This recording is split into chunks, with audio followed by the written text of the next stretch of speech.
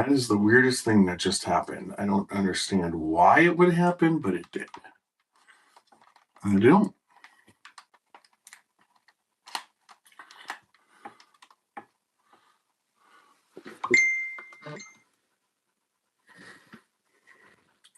Martin, I will, Martin. I will for sure say hi.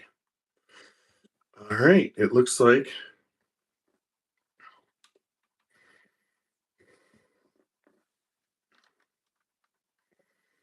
we are live. This is out of that.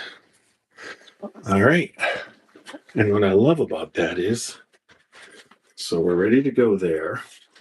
This is, now I got to see if we've got, all right, let's see what we got. Move that just a little bit for recording purposes. Nope, that's where that goes. We can make that a little bit smaller so I fit in there.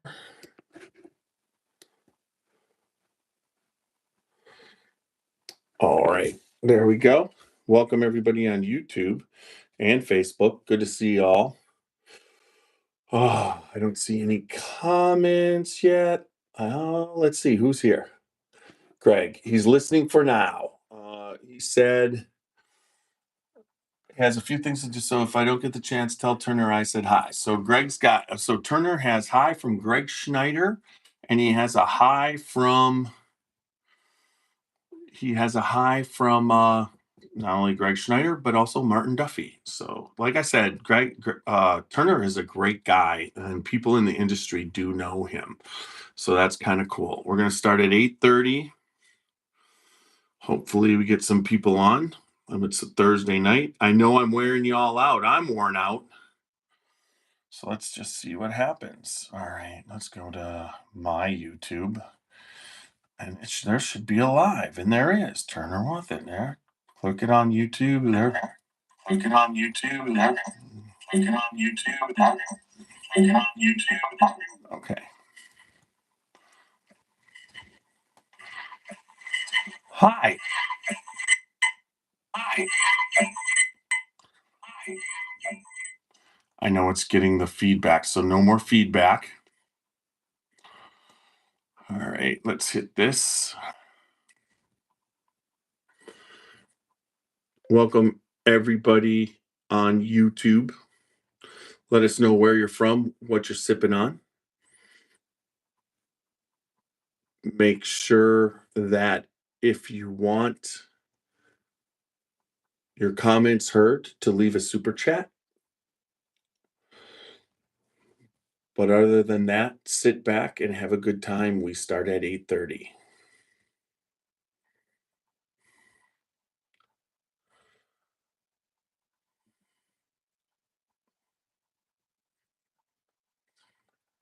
All right.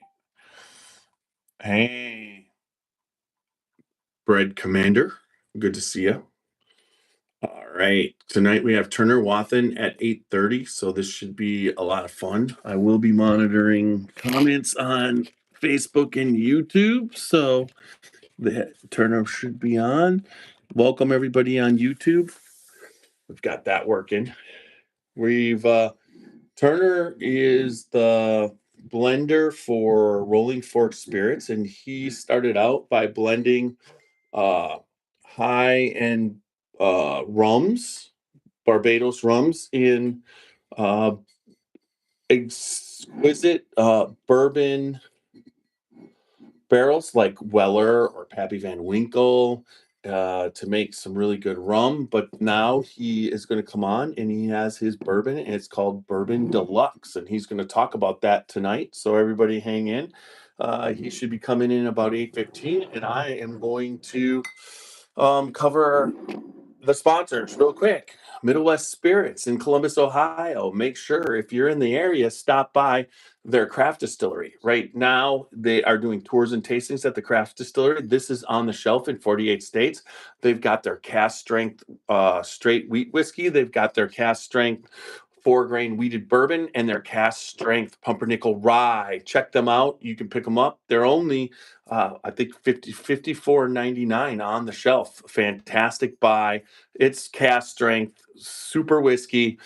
They just are starting to their age at their 72,000 square foot newer distillery that they've been running for 2 years now. Can't wait till that comes up. And on June 27th, a Saturday morning between noon and 2, we will be at the Middle West Spirits with Stephen and hopefully Ryan.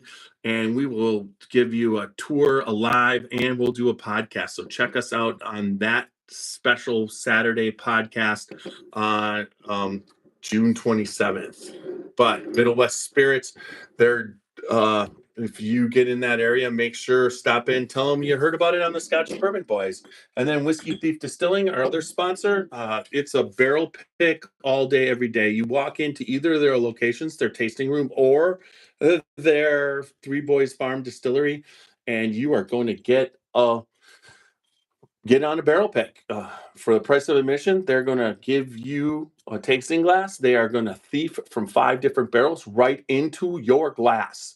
And you're going to be able to taste those. And if you like one, they will let you thief it right out of the barrel into your bottle. They sell 375s and 750s. So check out Whiskey Thief Distilling Company. Fantastic staff, fantastic ownership, and fantastic times.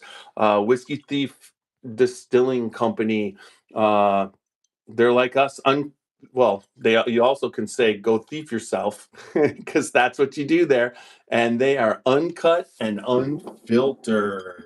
And then Alan Bishop has his If You Have Ghosts, You Have Everything podcast. You got to check that out. It's the best of the spirits industry combined with the spiritual world. And there are some fantastic stories. So check him out on Spotify. And that podcast is amazing in its 3rd season, along with his One Piece at a Time Distilling Institute channel on YouTube. If you are a home distiller, if you are a commercial distiller, he answers all types of questions. Starting with maturation, it's got fermentation, cooking, everything to do about distilling. He's answering the questions, and that's One Piece at a Time Distilling Institute on YouTube. Alan Bishop. All right, we've got sound. I should put my microphone on and get this microphone. We got CT coming in, and we got Turner coming in a couple minutes. CT said he'd be coming in right near the start, and we've also got Supernash coming in. Hopefully, he did not. He said he was going to make it, and he did not tell me otherwise. So hopefully, we got that. We'll start at 8:30 tonight, folks, and this should be a fantastic podcast. Hopefully, I thought for a second I had screwed up and didn't have any glasses, and you can see tonight there's a lot to taste through, and I am going to I'm dragging. I admit this is my 3rd podcast this week. A lot of you know that we go live at 8:30 on Tuesdays and Thursdays, but we threw in one with Macaulay last night on Wednesday because we wanted to get his 250th anniversary bourbon in, and we did that. So, I mean, I see a lot of you out there checking it out. If you should go get something, sip on it, and listen to us tonight. We will start officially at 8:30. Waiting for the guests to come in. That's not a problem. This is going to be a fun podcast. I hope all of you are ready for this. And I should just see, let's see if I can get rid of that glare. That makes it worse. How about that? Let's try this. There we go. So that's no glare. And how's that? Yeah, it doesn't matter there we go. I mean, it doesn't matter on Facebook because you get me and get everybody in their squares.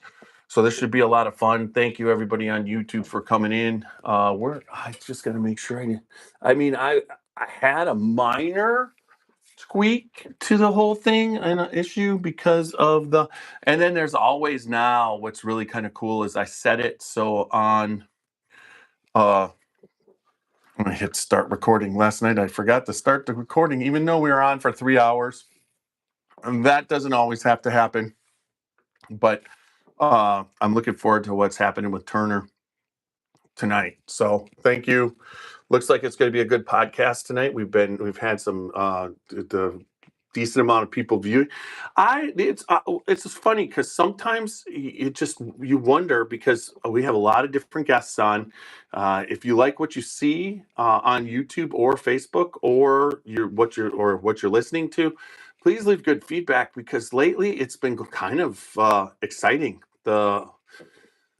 The views, the listens, everything is up, and it's, we do all this and we have these guests and we go and do all these events just for you guys. And I opened up this Bourbon Deluxe, and if anybody's here that you want to see what's going to happen, I'll show it to you guys on YouTube also.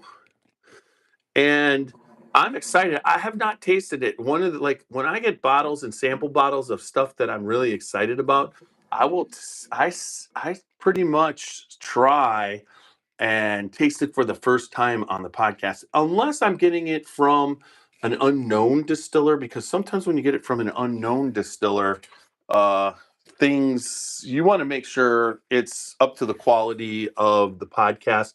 I do not like being mean to people. There we go. Hey. Don't be mean to me, Tiny. Don't be. Is my microphone working? Oh, it's working. Is my microphone? Dude, I got a microphone now. Got a microphone. You got a mic? Dude, we're rich. Bro, I got a microphone.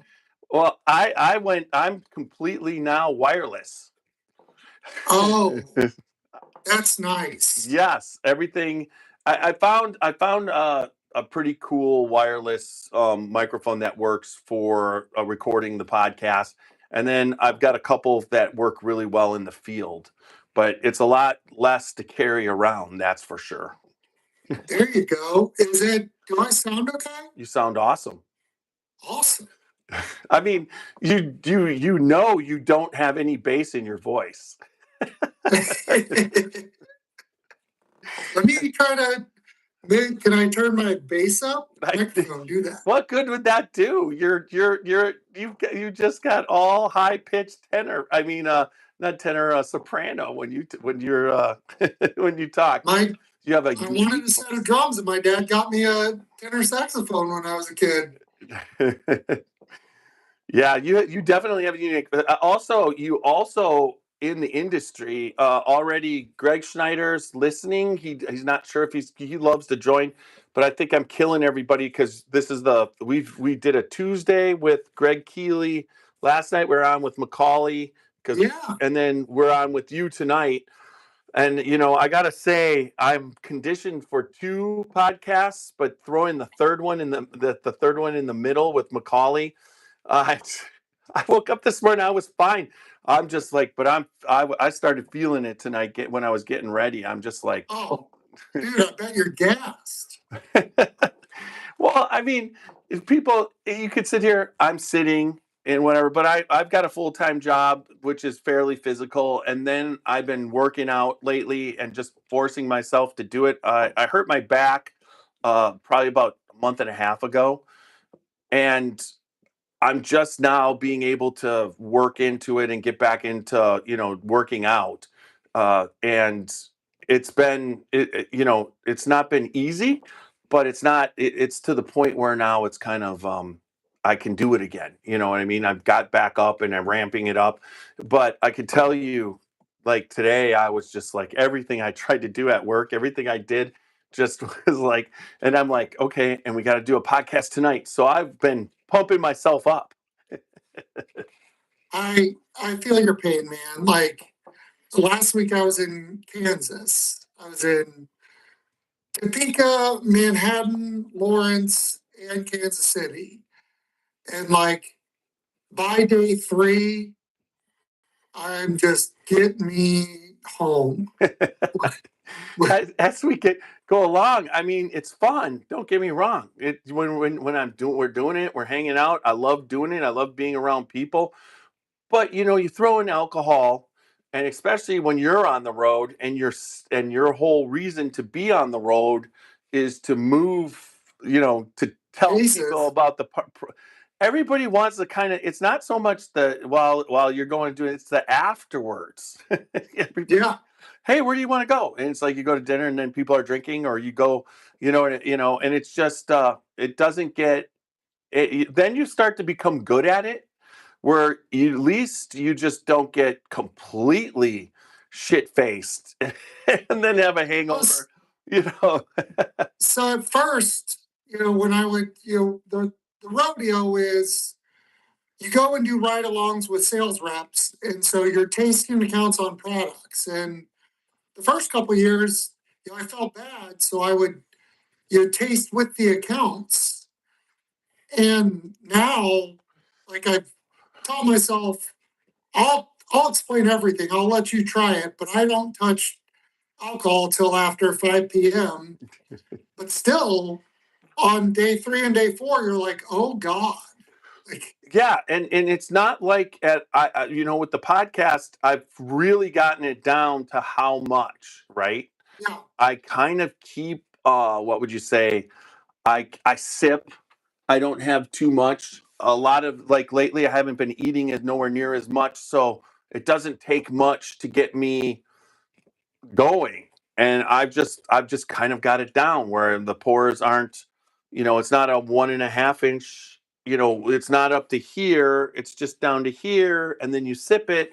And so I was happy that like last night that I don't think I impaired at all when Macaulay was on, but he was on till 12:30. And then I had to get it all.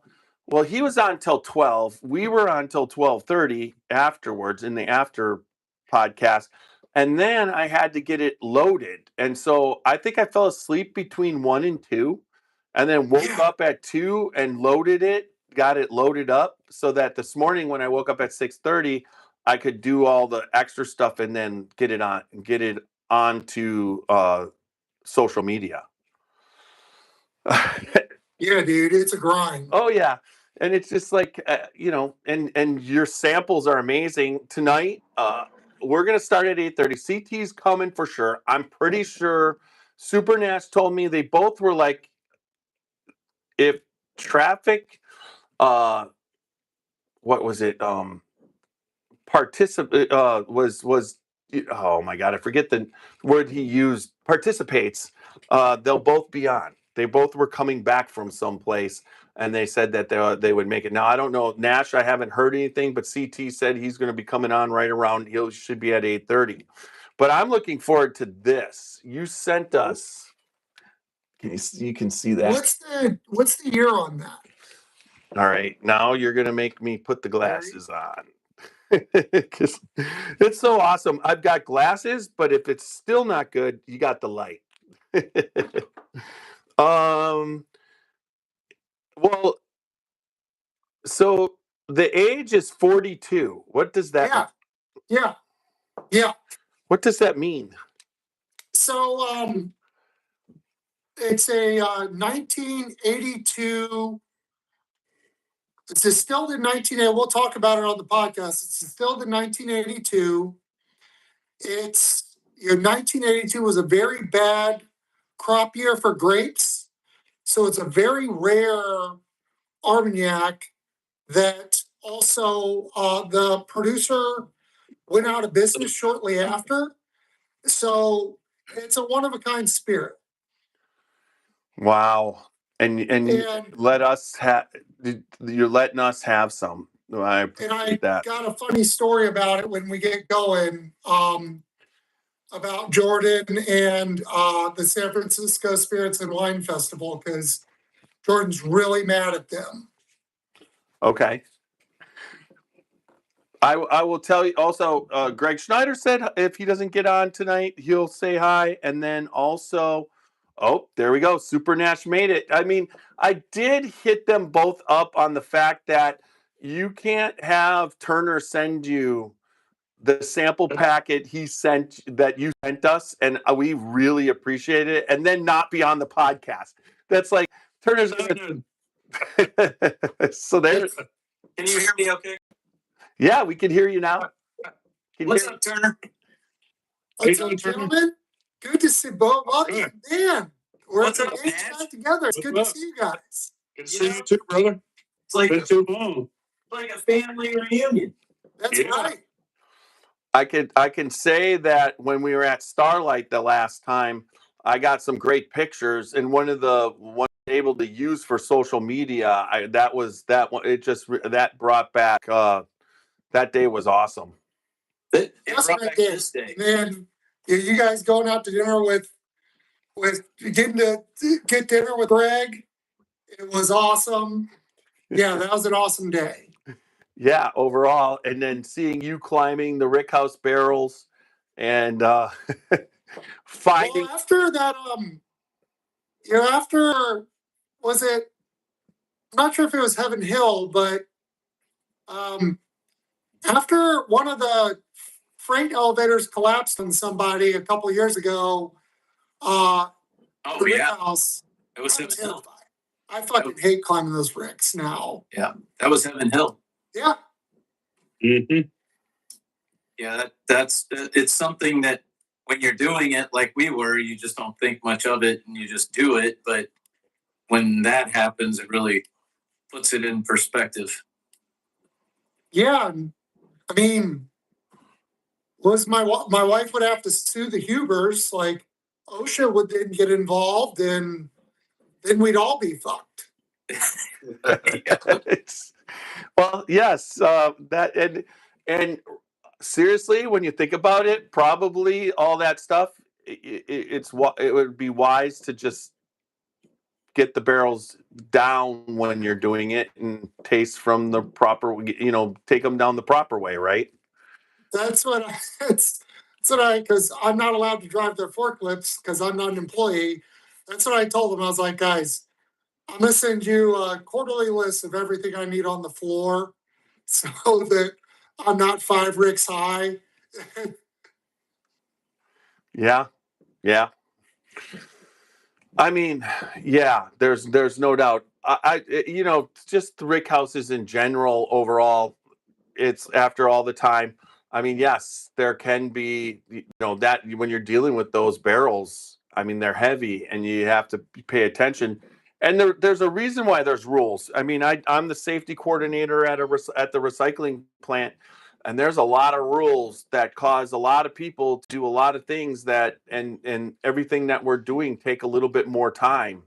But in the end, you're just kind of like, well, you guys can choose not to listen to me and not to do it, but I'm just telling you the way to do it so that, you go home and you're safe.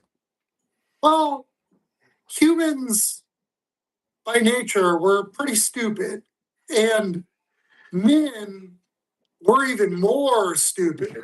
So rules and guide rails are good. They're important. This is true. I would say that yes, men are not as intelligent as women. I can tell you that we're probably a little bit more laid back, but Yeah, not as intelligent. They think about things that we don't think about. they do. And that's we just become, that's their, that's their what would you say, their motherly intuition to take care of people and always point it out. And usually, you might not like what your wife's saying, or but you sure as heck should be listening to her. They're usually right. It's just like it's not what would you say, practical to do it that way. They're like, but do it that way. I have never won an argument where I thought I was right. That's That's awesome. the truth. That is Yeah. awesome. Yeah. Uh, I can relate. Hey, Jeff has won every argument that he thought he was right. I'm always right. I have heard these arguments with him and Roxy, and Jeff is always right, or at least assumes he's right. Assume is the yes. Assume. I know I put that microphone in this guy. I know I did. Oh, Nance knows what I'm talking about. I know what you're talking about. So shove it up your ass.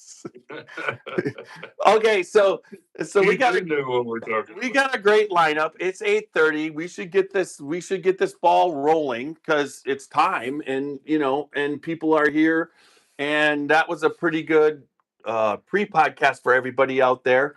And what we're going to do is what we always do. There's going to be a brief time of when you won't be able to hear our sponsor. And then you're going to hear our theme song, and we're going to get this show on the road. All right, here we go.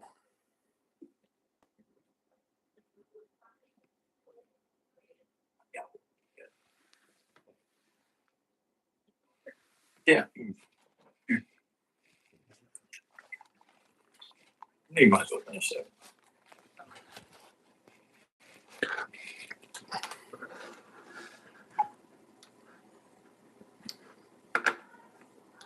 This is his 6-year. Oh, the bit. I like that store. Yeah. 113 proof. Yeah. There's another one back here that's different proof, but similar. This is the crazy 42-year-old one. Oh, that's the one you're really on there. Look at how thick that stuff is. This is like syrup. That's the thing out of there.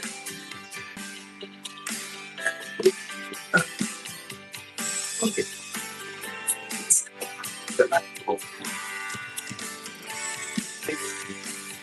Drinking bourbon, sipping Boston Scotch. We did a little while, but it sure was fun to watch. But what we do with drinking, everything we need to man, we talk some shit, but we're telling the truth. Yeah, we're the Scotchy bourbon boys. Raise from hell, we make some noise. Yeah, we're the Scotchy bourbon boys. We're here to have fun and we hope you enjoy. We're here to have fun. Picture of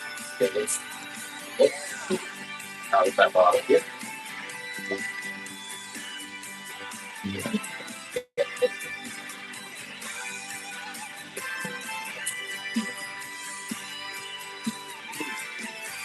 All right. Welcome All right. back to another podcast of the Scotchy Bourbon Boys. It's Tiny here in studio with the groups together. Plus, we have Turner Wathan coming back onto the podcast. It's been a little bit of time since we podcasted. You're kind of gotten your feet underneath you, and you're going to be introducing something that's new that you put out recently, and we're excited for that. Welcome, Turner. Great to be back. Great to be back with the gang. And we've got CT in tonight. He made it, and then Super Nash, he made it too. What was it? Yeah. Traffic. What did it do? It the word. What did you guys use? Delay. No, it actually cooperated tonight to make this podcast happen, right? Yeah. Yeah. Yes, it did for me. So both of you guys. And the rainstorm that we're fighting through. Yeah, we got that tropical depression coming in. I know. Possible tornadoes and all that. So if I go out, black out during the middle of this, then Well, that's I'll what's swing going on. Well, Drink more and bury your head under a table. was that why? What is Not this glass table, of course, right? No. Not the bourbon barrel glass table. Maybe hide in a barrel. I think That might be better. I think that's probably what I do. Take the glass top off and climb inside the barrel. I think Super Nash has weighted down his house to make it tornado proof by just using bourbon bottles as the weights. Yeah. I'm in the safest room in the house. That's for sure. All right. So Turner, let's just for one, when we talked and you were about you coming back on, it was like you were like, hell yeah, right there, and all of a sudden you're like, what you sent out as a sample pack is just unbelievable. So talk a little bit about what you sent us, and maybe we can start to go through it a little bit, because now when you think about it, the line of Rolling Fork you've got a lot of different expressions. Now, when we were with you in the Rick house, one of the things you do is take really good rum and put it in really, really good bourbon barrels. And people love that, and you're able to get a hold of that. But talk about that process of what you're doing with the rum. And it's, and the connection for us always is you're barrel aging rum in bourbon barrels. Now, and then you do have your bourbon now, which I can't wait because I opened it, but I haven't, and smelled it, which was awesome, but I have not drank it. So Oh, fantastic. I'm going to do it with you. And then we could talk a little bit about the special thing you did for us right here. And I've never, ever had this, and I can't wait to talk about that. So we started a decade ago as a rum company. And I think the last time I was on was about 2 or 3 years ago. And I only sent you all rum samples. Yep. And we are tried and true independent bottlers of spirits. And I can get into the backstory of the why. I've got a couple backstories that we can get into, but we built, over 600 casks of rum, and we thought, let's go even more esoteric and let's find a harder product to sell. And so we're like, yeah, fuck it, Armagnac. That makes complete sense. And so we started a French part of our Rolling Fork Spirits under the Wayward Cask portfolio, where now we house over 50 casks of Armagnacs and Calvadoses going back to the early 1980s. And in 2023, so, and I can get into this, but my family's lineage is in American whiskey. Mm-hmm. So my partner Jordan Morris and I always wanted to have under our portfolio some of our historic family brands. And when sorry, I got some background noise over here because of my kids, but yeah, so my bad. We wanted to bring about 3 to 5 brands back to life. And we had a short selection of what we would like to do. And one of them was Bourbon Deluxe. We loved the label. We loved its prominence in the 40s and 50s. And in 2023, Jim Beam let the trademark lapse. And to be candid, we acquired the trademark in hopes that Jim Beam would give us a lifeboat and just buy it back from us because we're a cheap entity. And so we got the trademark before we had any bourbon stocks in our hands. And their lawyers said to kick rocks. And so you have 1 year from filing a trademark to put it in use, and you are not allowed to put an alcoholic trademark in use under a t-shirt or a hat. If it's a trademarked an alcoholic spirit, it has to be in a bottle. So that started the adventure of sourcing American whiskey. And we already had some MGP in-house, but this brand is truly a Kentucky bourbon brand. So we could not misuse the brand by not putting Kentucky bourbon into it. So that set out our adventure to source Kentucky straight bourbon. So we started as a rum company. For 2 guys with day jobs, there's no reason why any rum company or 2 dudes should have 44 SKUs of rums. That's stupid math. And we diversified into French spirits. And there's a nostalgia and mystique behind why we did that. And we then expanded into American whiskey under Bourbon Deluxe. And that sample kit I sent you 2 years ago is nothing like what I sent you, 2 months ago.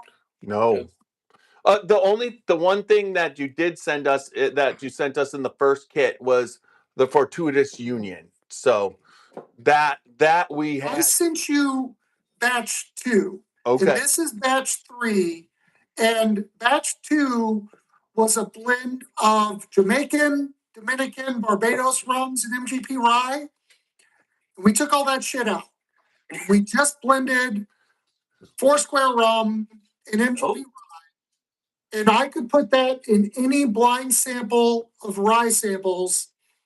And I think it's one of the best ryes that exists on the market. Oh boy, I gotta try it now. Hold on. Yeah, hold on. I gotta go get it. Hey, sir. You're now. I gotta move on here. Hold on. Yeah, it's so much better than batch 2. So Batch 2 had a lot of Jamaican funk on the nose. This is going to be a straight up rye. all Even right. though it's still a 60-40 blend of rum to rye. All right, and then. All right. Are we looking? Was it 100 proof? We originally bottled Bourbon Deluxe. I'm sorry, we originally bottled Fortuitous Union its first batch at 103 proof. So Yeah, this we is one. proofed it back, slow proofed it back down to its original proof at 103. Okay. And it's a 3-year Foursquare rum and a 3-year MGP rye, married together and then recast into a Weller barrel for 2 additional years. Into a Weller barrel. You like those Weller barrels? There's something about Yeah. the vanillins that pop out of a wheated bourbon. Yeah. That really allow the spiciness of a rye to balance itself out. Wow, that's a great news on it. That's got a really good palate. That's yummy to drink. Wow. Hey, Roxy, are you getting ready To do what? to go to a birth? No. Okay, good. I just wasn't sure. Wow. Okay, you ready for So the tomorrow? best of both worlds. Yeah. That is like sugary sweet in a way that the rye, and then the rye has the heat behind it that just kind of keeps it's just so different. It's such a non-traditional, like I think rye carries through most of it. It's such a non-traditional rye because it is so floral on the front.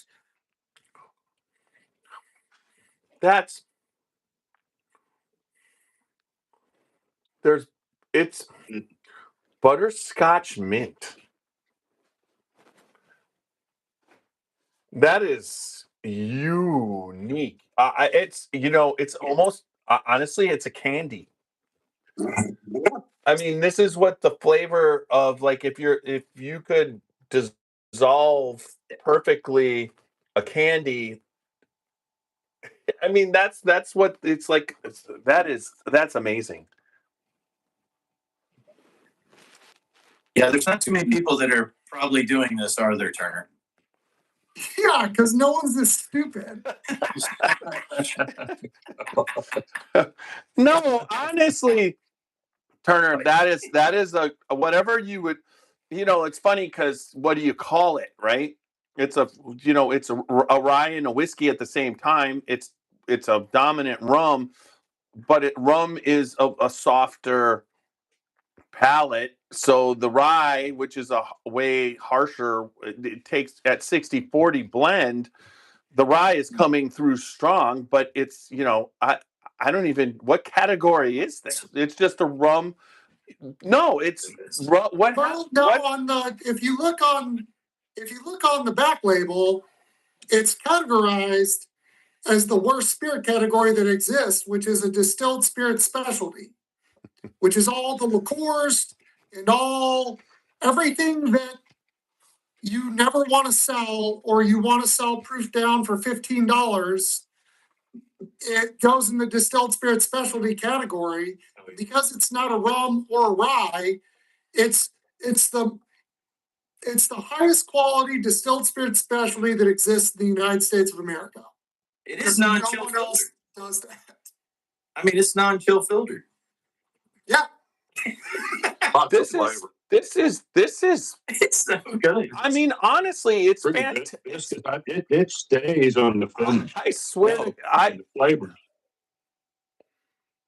I just like the fact that it says Fortuitous Union instead of what it was originally meant to be. I always get a kick out of that part. When I read the label, I'm like, who came up with that? And then I'm thinking, well, Turner didn't want to put the original label on it. Yeah, we had to come up with a euphemism. Yeah. God, I love you, man. It's just you are phenomenal. It's so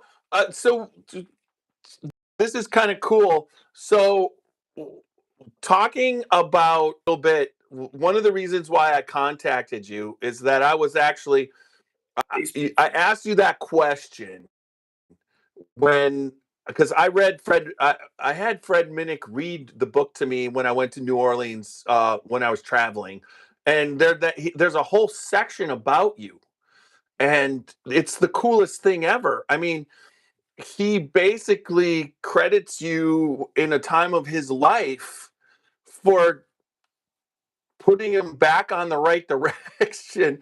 I mean, but the way he describes it, if someone didn't know you, you can't hear the voice that he was, he's reading what you said to him. He shows up, he's going to go to back to school to be, and you're just like, what the hell are you doing here? But I could hear what he was saying and you saying it with with your higher voice, and it sounded so authentic. And then I'm just like, well, that's just Turner. He's just great. And most people who have met you in this industry, you're well loved. I mean, I don't always get people going out of their way specifically to tell you hi. Martin Duffy said to tell you that. Greg is on right now, I think.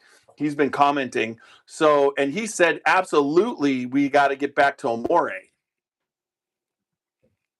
Absolutely. And- We on tomorrow? Greg Snyder is one of the more valuable, integral individuals in the past 20 years in spirits. Much like Fred Minnick is.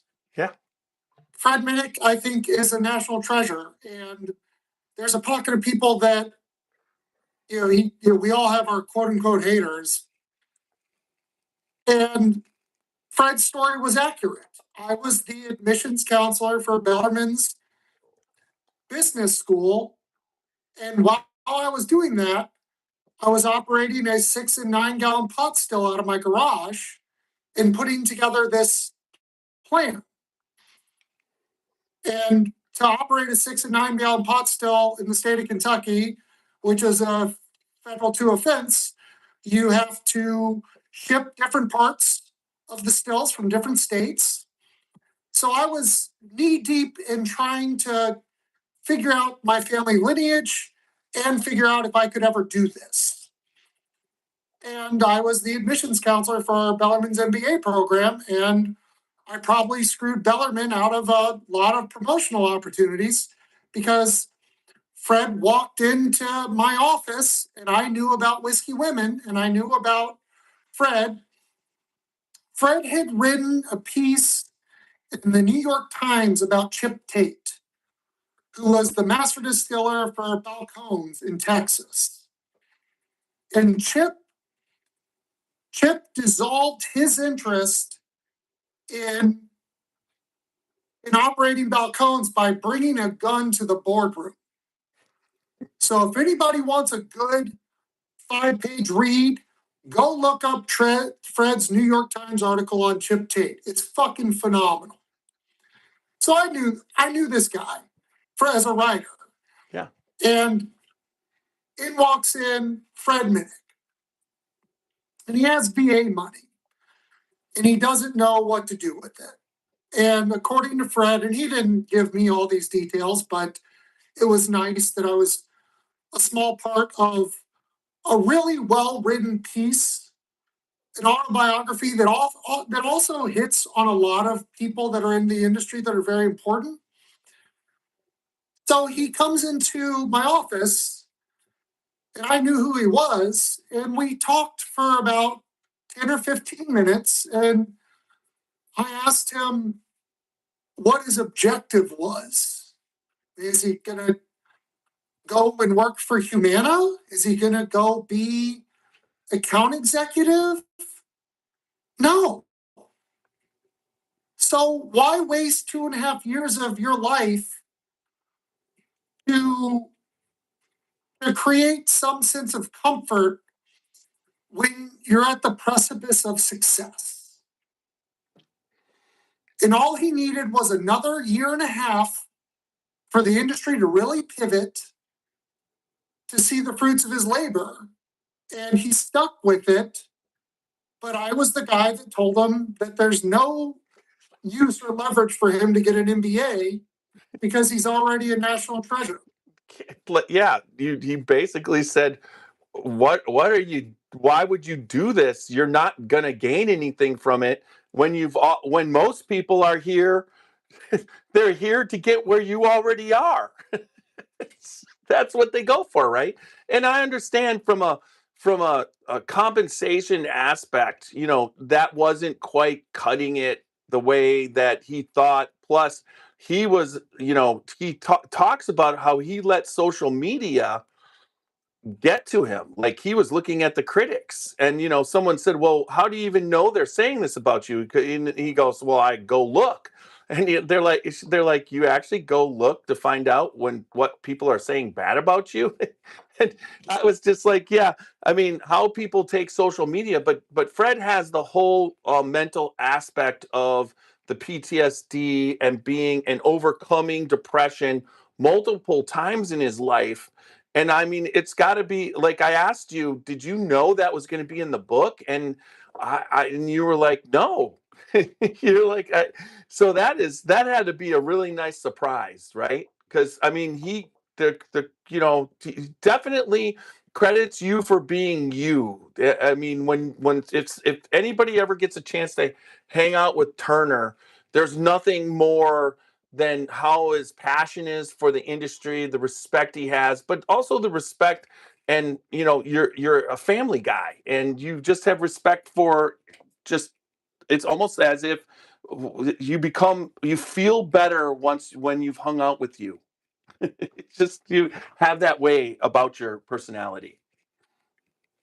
Those first 3 pages in his book, if that doesn't put things into perspective for anyone, and luckily enough, I respect anyone that's part of that's a wars, any type of uniform. Give me 1 second, gentlemen. Okay. Yep, there it is. So you guys, this Fortuitous Union, I think this could be one of my favorite things I've ever tasted. I mean, the butterscotch. It's really good. I taste butterscotch and then a cool mint, but the richness of the butterscotch is crazy. So he's pulling out those really good. I mean, how good is Foursquare rum? So Foursquare rum, in my opinion, is one of the better, and that's what we drank when we were with him. Some of the barrels that had Weller, the one that I got the little bottle of that you guys decided to steal my idea and drink those. Look at Nash laughing. He knows those little. Yeah, that was that. I do recall that. That Foursquare just works, man. I mean, that day we tried Fiji rum. TT, you're the one that found the Foursquare in the 1997 Bernheim Weeder barrel. Yeah. That was delicious. I think that's what Rachel, wasn't Rachel in the video thieving that barrel to get us all the bottles? Yep. Yeah, I think she's on the barrels barefoot or something. Yes, we're giving her shit about splinters. Yeah, or standing on your back.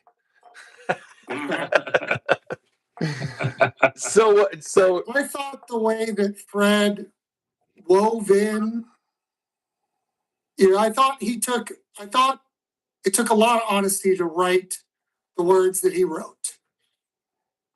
And to find a way to weave in the history that he did. And I sent Fred a text the other day about this.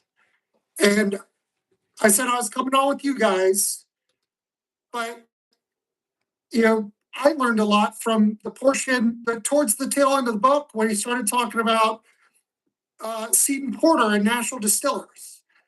And National Distillers and Jim Beam in the Vietnam War. And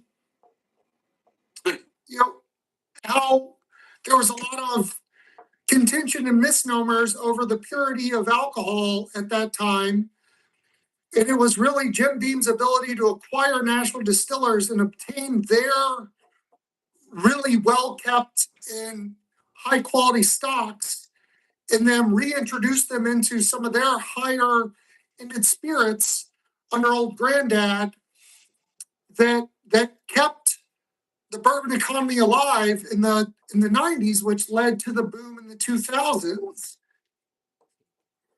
And how it ended with the truthful realization, how it started with such a abrupt and honest portray into what a lot of people face, which is PTSD in the aftermath of sacrificing your livelihood and putting yourself at risk to serve our country.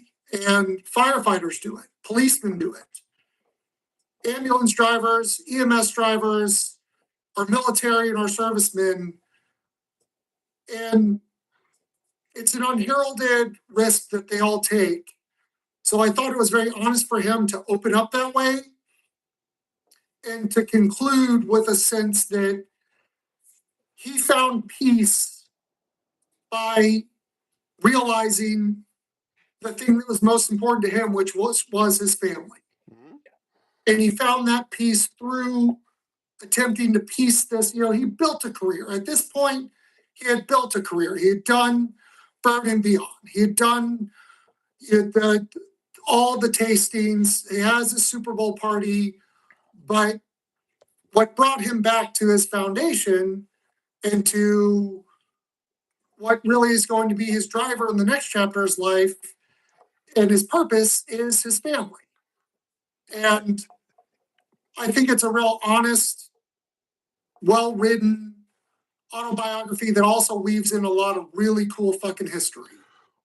Oh, yeah. There was a lot more to this book than I had any idea that would be there. I mean, from the get-go, and we've met Fred, been around, know obviously his impact in the industry, but I had no idea the things he had been through. But, like Jeff said, he mentions you in the book. And I'm like, oh my gosh, there's Turner, and it's, but I think it's a must read for everybody. If you enjoy bourbon in any degree to that, it's, I don't know if you don't have it, you should have that book. It has a lot of great content.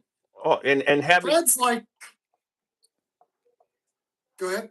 And well, just I thought I went to the book signing, but these days for me to read a book, it's just like put the glasses on, make sure there's enough light, and by the time I do that, I'm asleep. It doesn't matter what kind of a book it is. So having a book on tape and then going and when I travel, being able to do it and then have him tell it in his own words. But like I read it with him in his own words, but. When I was listening to that and I heard that, all I'm going to say is his ability to write in what that meeting was to him, and me knowing who you are, what he was writing, I could hear when he was talking about what you said to him, I could hear you saying it to him. Just like when we were sitting at dinner with Greg Schneider after we went through all those barrels and we're at Amore and you just couldn't believe that you were having dinner with Greg Schneider at Amore. You're just like, this is, you have a way of expressing yourself where it's like you put your heart out on your sleeve and you do a really good job. And I look forward to any time I spend with you because I think you're a really cool individual. But that's enough of the love fest. Let's get back to the whiskey. Greg wanted to tell you that in 1983, he got his MBA from Bellarmine in 1 year. Seagram's paid for every penny through his severance when he decided not to move to the New York corporate office. See, we got me, we got Greg. We don't need Fred. Fred's fine. What? They should make a poster for Greg. Well, yeah. Well, his decision was right. That's one of the things he's said in the book. It was the right decision. He didn't need that, right? And he's where he is. So, Turner, talking about bottles. So I know Jeff's probably getting ready to move that direction, but I always like when I go on the website, so many different variations. So the Armagnacs. So we see Armagnac mostly in the bourbon world because people are using it as an ex-barrel, influencing it with bourbon, and They you get say these. they are. What's that? They say they are. Yeah. Right. And then, so you get that, and you're like, okay, so it's an Armagnac finish, or it might be, and then Calvados has been obviously one that I really have drawn towards. And I get that more. I think Calvados, probably the first one I had was at Starlight.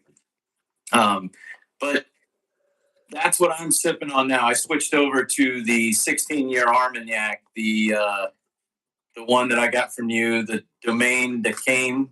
Am I saying that right? Yeah, Domaine de Calm. Domaine de Calm. This is stupid. Yeah. Wait, is that It is so dumb. is that your sample he sent you? Yeah, I sent out some varieties of samples. Okay. No, this one is the one I bought because I've drank almost half of it, but it actually had a wax top and everything. But I think it's still on the website, isn't it? I think we've got a couple more bottles left. So this, if you have any, anybody watching, if you like a Armagnac, or maybe you don't even know that you like Armagnac, because I think there's people Never out had there Armagnac. who like, yeah, they've had cognac and they're like, oh, I like cognac. I think this is even takes it up a notch. I mean, you tell me, what do you think, Turner? So cognacs are traditionally bottled around 40 to 45% ABV. So the story of Wayward Cask is What is Armagnac? my partner Jordan Morris, and Ted Huber and I were sitting on the Huber estate, drinking some rosé as the sun sets. Then Ted Huber cut his teeth as a brandy distiller. Before they started the Starlight Distillery, they were distilling brandy on site. And Ted's favorite spirit is brandy. He likes brandy more than he likes his rinds and his bourbons.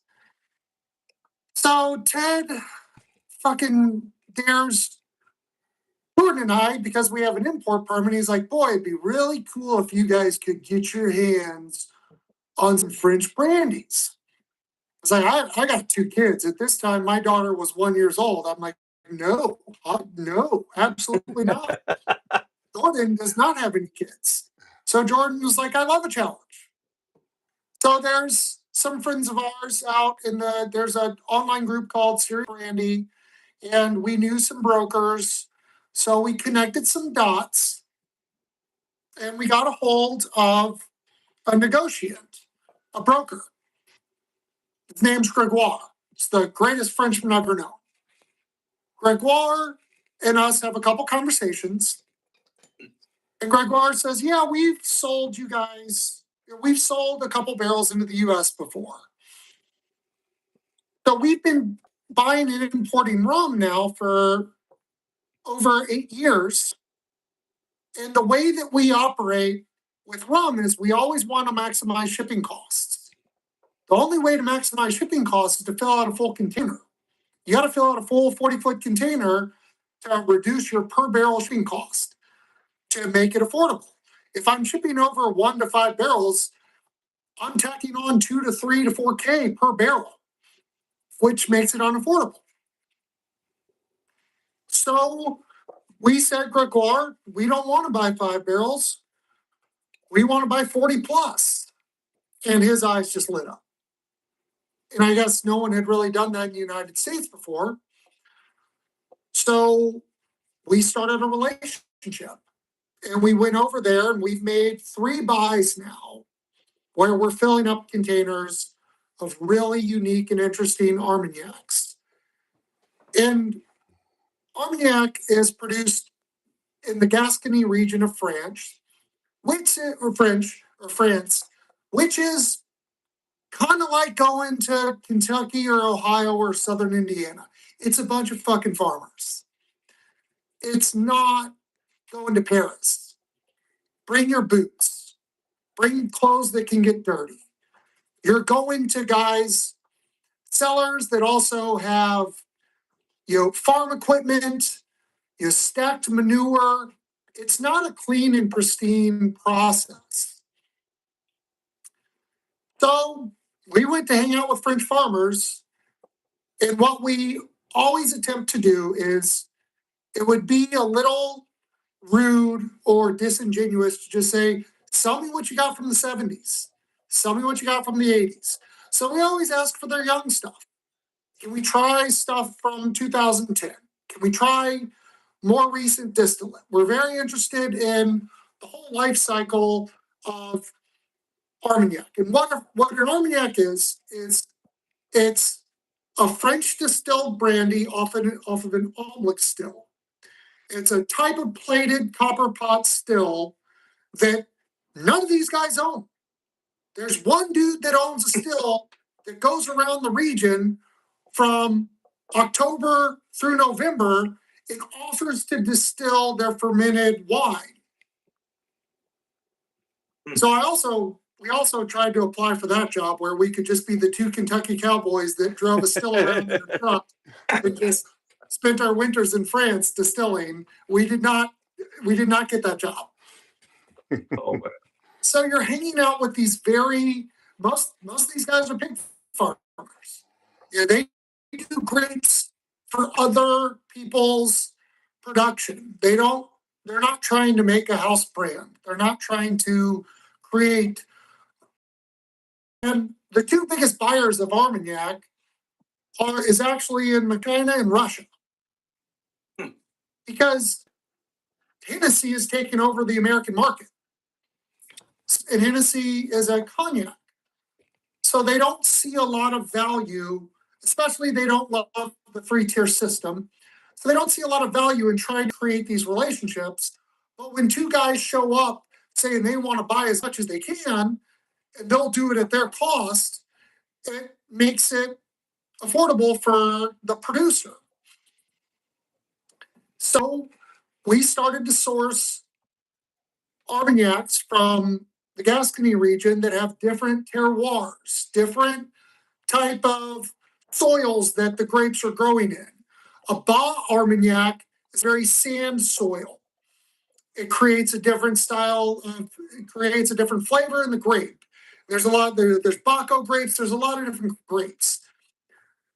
Jerez appellations have a much more intense and complex, rich flavor. So even at 16 years of age, Chris, you get these amazing floral components with a nice aspect of the air-dried barrel, because they don't char barrels, and it's all French oak. It's not American white oak. So you get this very rich and floral and fruity flavor, but you still get the sense of it being alcohol. It's phenomenal. I love that 16-year-old from where that was produced by who produced that? Domaine de Camp, yeah. Yeah, Domaine de Camp. Yeah. So And then Tiny and Super Nash, they have the 42-year. Jesus. I do want I to. have that one too. Yes. Awesome. So, Yep. So first, Greg Schneider says that he's known Ted Huber for 35 years and that he wants you, Ted, and him to do a collaborative effort. So that's what Greg's suggesting on the pot for that. And then let's see. Kirk tonight did a super chat and he said, Turner, you're welcome. He lives in Wyoming, I believe, Montana. So Montana? I think so. Anyways, he's out west and he said you're welcome around his fire anytime you're out west. So there you go. Oh, So yes, I have this. This is a 42-year-old Armagnac. That's what you're saying. And what region does this Armagnac come from? this is a ball Armagnac. And what's unique about 1982 is it's considered to be one of the most sought after vintages of production because it was such a low grape yield that year.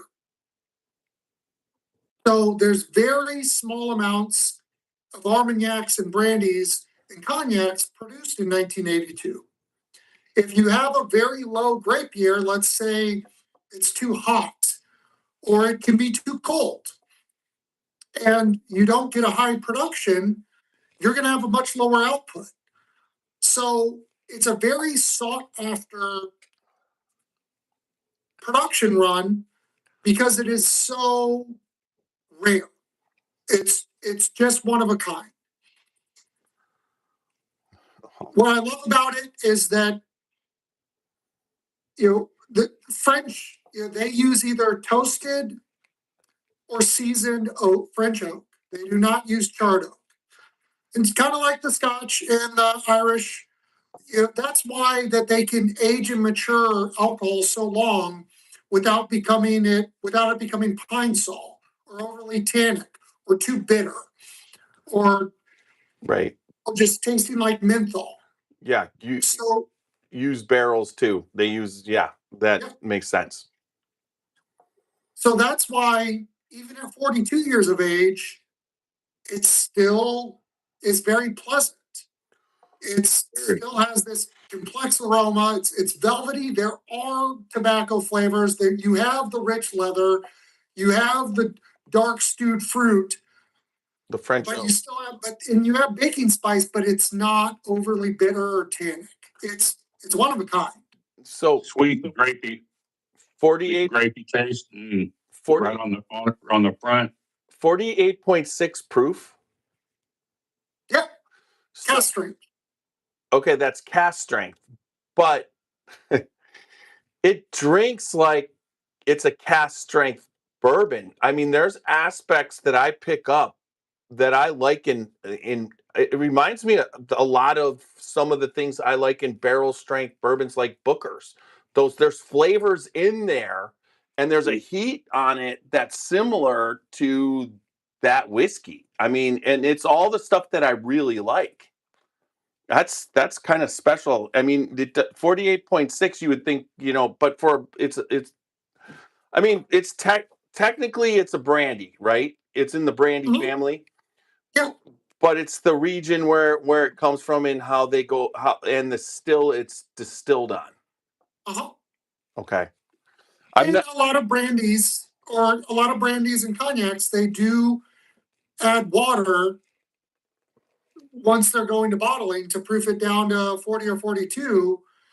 Our pitch to all of our suppliers was we want everything that is as close to or above 100 proof, and we want no water added. Okay. Yeah. Well, what a niche. And then, we don't have any of it, but you've also got, let's see, you got a Calvados bottle on your website. So you're getting into, like you said, 40 SKUs. You've got a lot going on. Sure. I mean, we've got $500,000 in Armagnac sitting in Starlight, Indiana. Jeez. All right. So come down this weekend and try them. So how Boy, hear this twist in his arm. I mean, it's only 3 hours. I'll get there. Oh my God. The next time you go hang out with the mean, which is, I love Old Yeah. Louisville, and I love what you all do. I think the industry has had a couple of bad years, and we need all the advocates we can get. So the platform that you all have created and the brands that you all promote, whether it's Old Louisville, whether it's Macaulay, whether it's Royce and the Neely family, Larrikin just the other day, you all are spreading the gospel. Try. Definitely. Well, We appreciate it. It's the people is the big part. You know, the product's amazing, but people make everything. You know, it's the experiences we've all had together, especially with you going to the climbing on barrels and then going to dinner. And I mean, it's just those things are what stick in your brain. It's the bottles change and they come and go, but those memories of fellowship are totally different. Absolutely.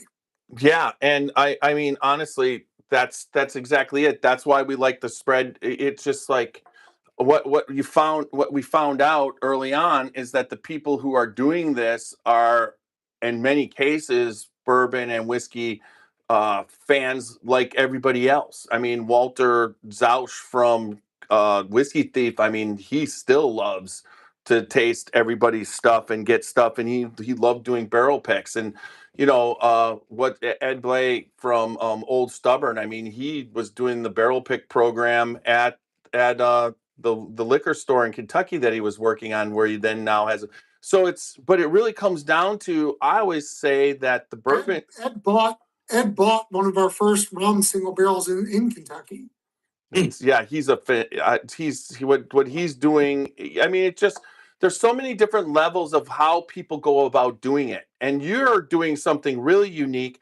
I mean, okay, so you have the Armagnac in at this point. How are you marketing it? I mean, how is it being distributed? Really? All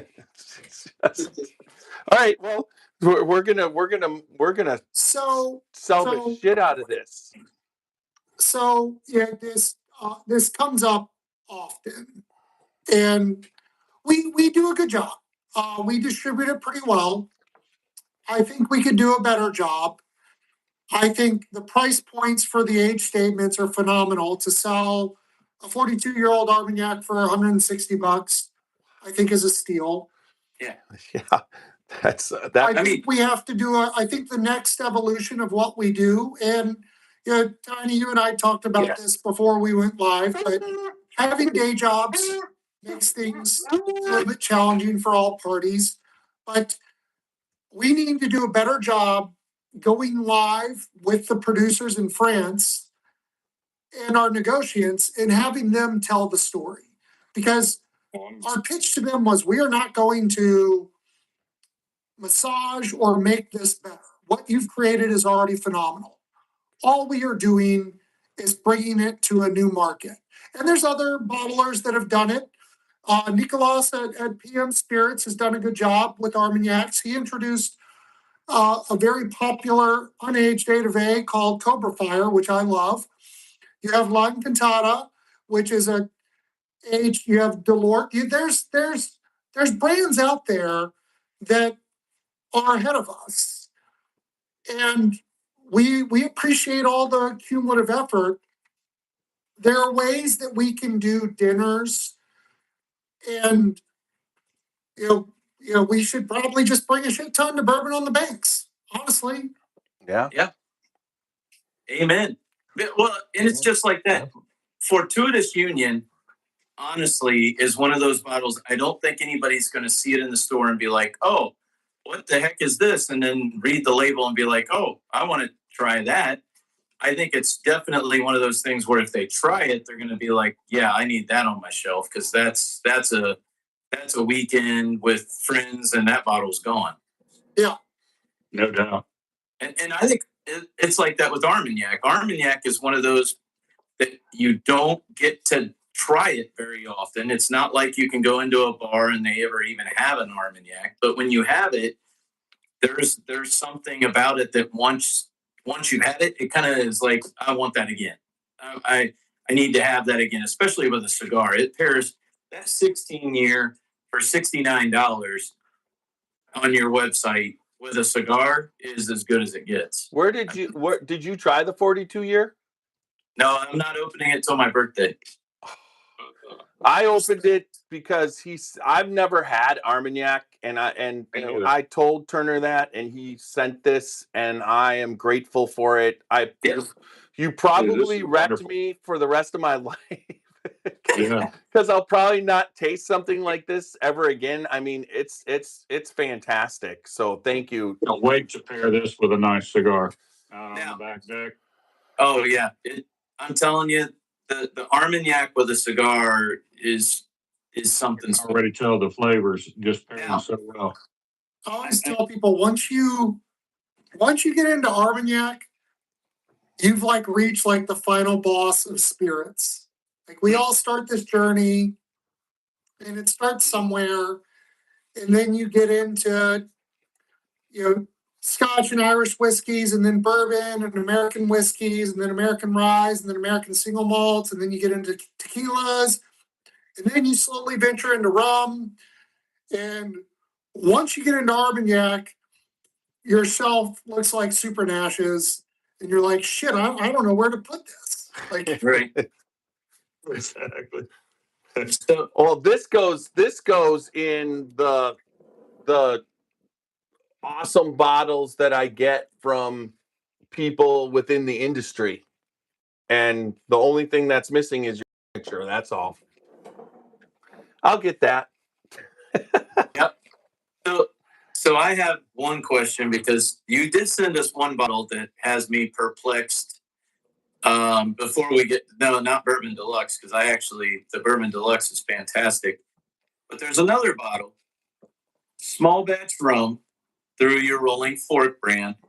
But I'm curious, and I'm hopeful that the name is just a journey, not because that's what's used to age this thing. So Nash knows what I'm talking about. I just caught it. I'm reading down the label, and as soon as you got it out of your mouth, I come across it on the label. And Turner did such a nice job with the artwork. Like, he made it look like the tree of life and this barrel and all this. And it's such a nice looking bottle. And then it gets down to this Odyssey. Yeah, I know I'm this. like,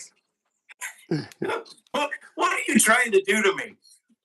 But so okay. Amburana is a Brazilian oak, and Hubers are the one that started this whole 2-year blip where there was a craze for it, and then it got overused and overmarketed.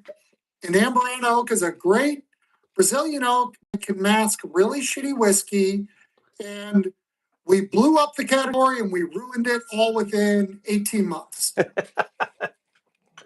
There's only a And few. if you look on the back label, it has the maturation results.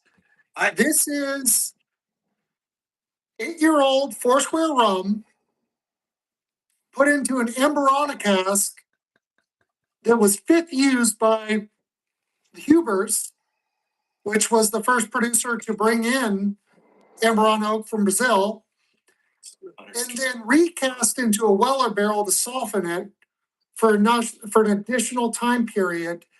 And while I think the overall category has been bastardized and misused, and I understand all the negative connotations, I think rum and Amburana, as Amburana is traditionally used to age cachaça, which is a cane-based production spirit, I think those two pair very well together. Now, the issue with that one is that's 121 proof. Yeah, it's got some. It has. He said so you're right, though. the issue with that one is it's 120. You mean it drinks softer than what it is, so No, you it's better hot. watch out. No, it's hot. No, it's not. It's hot. I think. I mean, if there's anything to say, and this is what I was thinking, that how Amburana would pair it with rum, it wouldn't just be like Cinnamon Toast Crunch, it would actually taste exactly like Cinnamon Toast Crunch. And I would have to say when I taste this, the vanilla aspect and then the cinnamon and how the aspect of what so Cinnamon Toast Crunch to me as a cereal has always been, I've always stayed away from it because if I have a box, there's a flavor that hits my brain that I just eat the whole damn box. I just will. That's the only cereal that I'll have bowls with mixing it with milk. So this has the feeling that the like the creaminess and everything that when you do eat the cereal.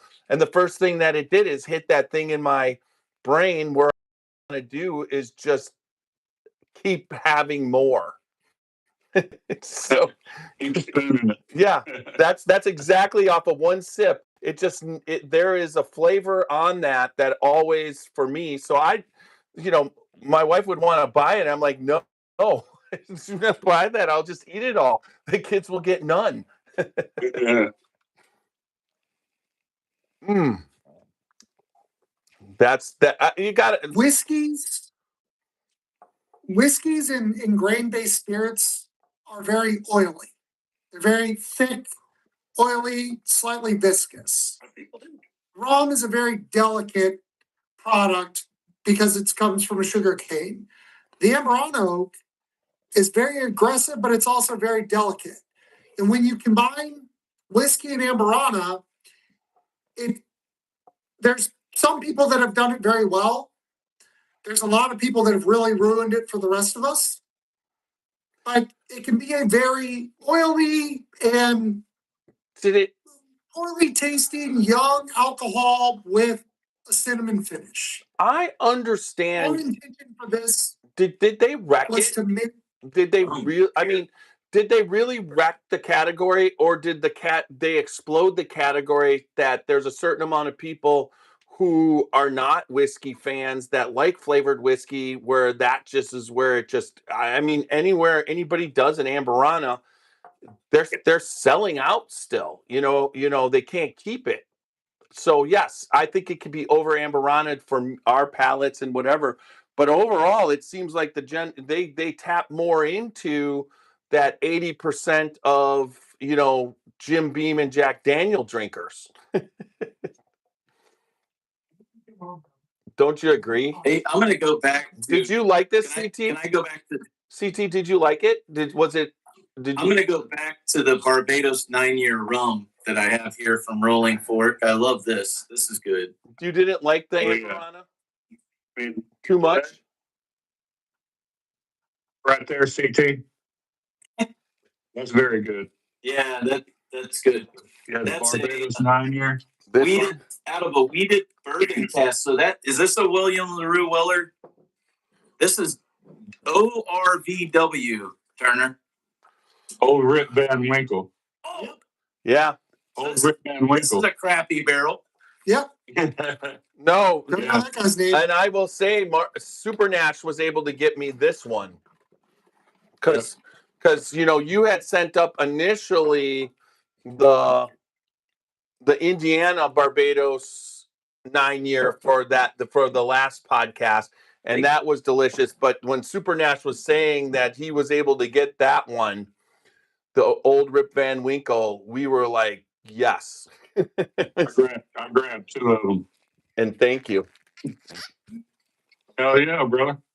That's what it's all about, right? This Sharing is caring. Where was mine, Nash? I thought you already had one. If I would have set you up one, you never would have cracked yours. Wait a second. He already does have one. Yeah. I know. So that that's good. Oh, that's good. Man. Turner. So before I got into whiskey, my in the 90s, I would have been I was always into rums. It was I liked pretty much any kind of rum. It did it spiced rum, I like certain spiced rums. I liked I liked the flavored. I mean, Bacardi Limon, Bacardi Lemon. It didn't matter. What I liked about drinking rum is I could just drink it, and I never had to worry about anything. I never got hungover from rum. I would drink a lot of rum, and I would wake up the next day as if I didn't drink at all. If for whatever reason, I always said I could have been a pirate because I could have drank the rum on the ship and not fallen over. I would have been fine all along. But when I got into whiskey, you kind of get away from it because when you're so hard, um, hard and heavy into, and tasting, and you know what it's like to be a blender and how much you taste and how much, and always got to watch that you're not letting it, you don't ever want to have it get out of control. So, but I would have to say what you're doing here by mixing in the rums in the bourbon barrels and everything that you're doing, it really brings out why I loved rum, the flavors those vanillas and all that flavor. It's a delicious spirit, really.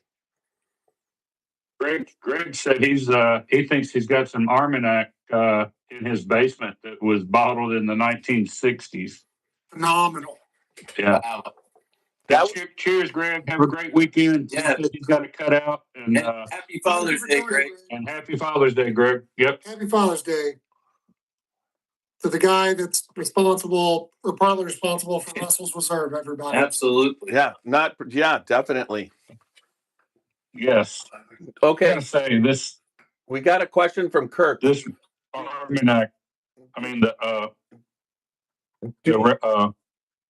Do you the Barbados here produce a it's white? like a Kirk has a right up front. You get molasses and brown sugar, but it finishes like a red hot sweet candy. So we got Kirk. Can you guys hear me? Yeah. Okay. Mm-hmm. So we got Kirk on another super trap. He says, "Do you produce a white rum? Aruba does a great one. Do you just have a white rum that you guys put out, or is it all?" We have an unaged organic cane rum from Paraguay on the website at rollingforkrum.com or rollingforkspirits.com. 121 proof, unaged organic cane rum from Paraguay. It's a fruit bomb for $25. It's rum. Yes. Hey, and while you're there and you're picking that up, buy that 16-year Armagnac and you can thank me later.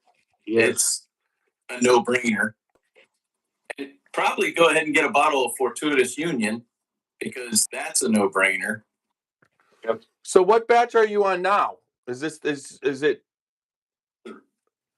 We will be on batch 4. okay? We just sold out of our allotment of batch 3. That took 2 years. So we'll take our time and we'll release batch 4 someday. Ooh. Okay. Do you get a lot of questions about that? Not a lot. The bartenders love it. The bartender crowd loves it the most.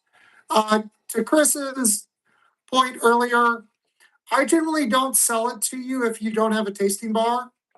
And my pitch is if you pick up a case, I'll buy a bottle and let you use it as a taster because your audience isn't going to naturally gravitate towards this and just pick it up. And even though it's won awards and I think it's unique and it's a standalone spirit that there's really no competition, it's hard to get people to gravitate towards without getting them to try it. And once they try it, they're hooked. Yeah. So are you planning on, we made the mention of Bourbon on the Banks. Are you planning on being there? I am going to do my best to be there. That would be awesome. We obviously will be there set up along with everybody else that is around, but you got KBF at one point on your radar? This will be the first year that we'll be at KBF. That's what I thought that you told us. All right. Yeah, so we're And going to see. We're going to piss everybody off because we are going to release a true bourbon that is finished in an Armagnac barrel, Great. and it is phenomenal. That's honestly, I've had Armagnac finishes that have been spectacular, and that's one of my, I think it was it was Old Elk with when we did the barrel selection for Old Elk with Greg Metz. He basically was there, and he had those Armagnac finished barrels, and every one that we tasted was phenomenal. I mean, we tasted through 34 barrels, and I think they bought 32 of them. Don't you have a William Heavenhill Armagnac finished? I'm not. Did they do one? Both sits in that one night. What I was wondering. I thought, Jeff, it was like batch 14, the William Heavenhill. What's that one that you got, Jeff? With the William Heavenhill with the red label that you failed to open for a couple months, and then we all tasted it. Oh, are you talking about you're talking about the Parker Heritage? Yeah, the Parker Heritage. I think that was let's see. I don't know if they. Let's see. You're talking. God, barking. It's okay. We love dogs. Well, he's just annoying as shit. Sit down, Luke. No, this one was a 14-year-old Kentucky straight malt whiskey finished in a reconstructed heavy toast cognac barrel. Cognac barrel. Okay. Yeah, it was cognac. Right. And honestly, I didn't know what to make of it. I won that's the only time I've gotten selected for a bottle in the Ohio lottery, right? And so I bought it, and then I opened it, and it's quite good. As you know, there's a lot of surprises happening in the industry lately, wouldn't you say? There's a lot of good, well-aged alcohol out there for purchase. And it's going to be that way for the next couple of years. And then in about 4 years, we'll be in a shortage. It's how this industry works. Now, Yeah. Like a roller coaster. But I was surprised at how fast it can turn. I mean, I was expecting just 2 years ago, you would not have thought we would be here. And I just try and explain to the listeners all the time. They're all worried about they're worried about it. I'm like, what are you worried about? That the price will go down for better? You're going to get better stuff cheaper?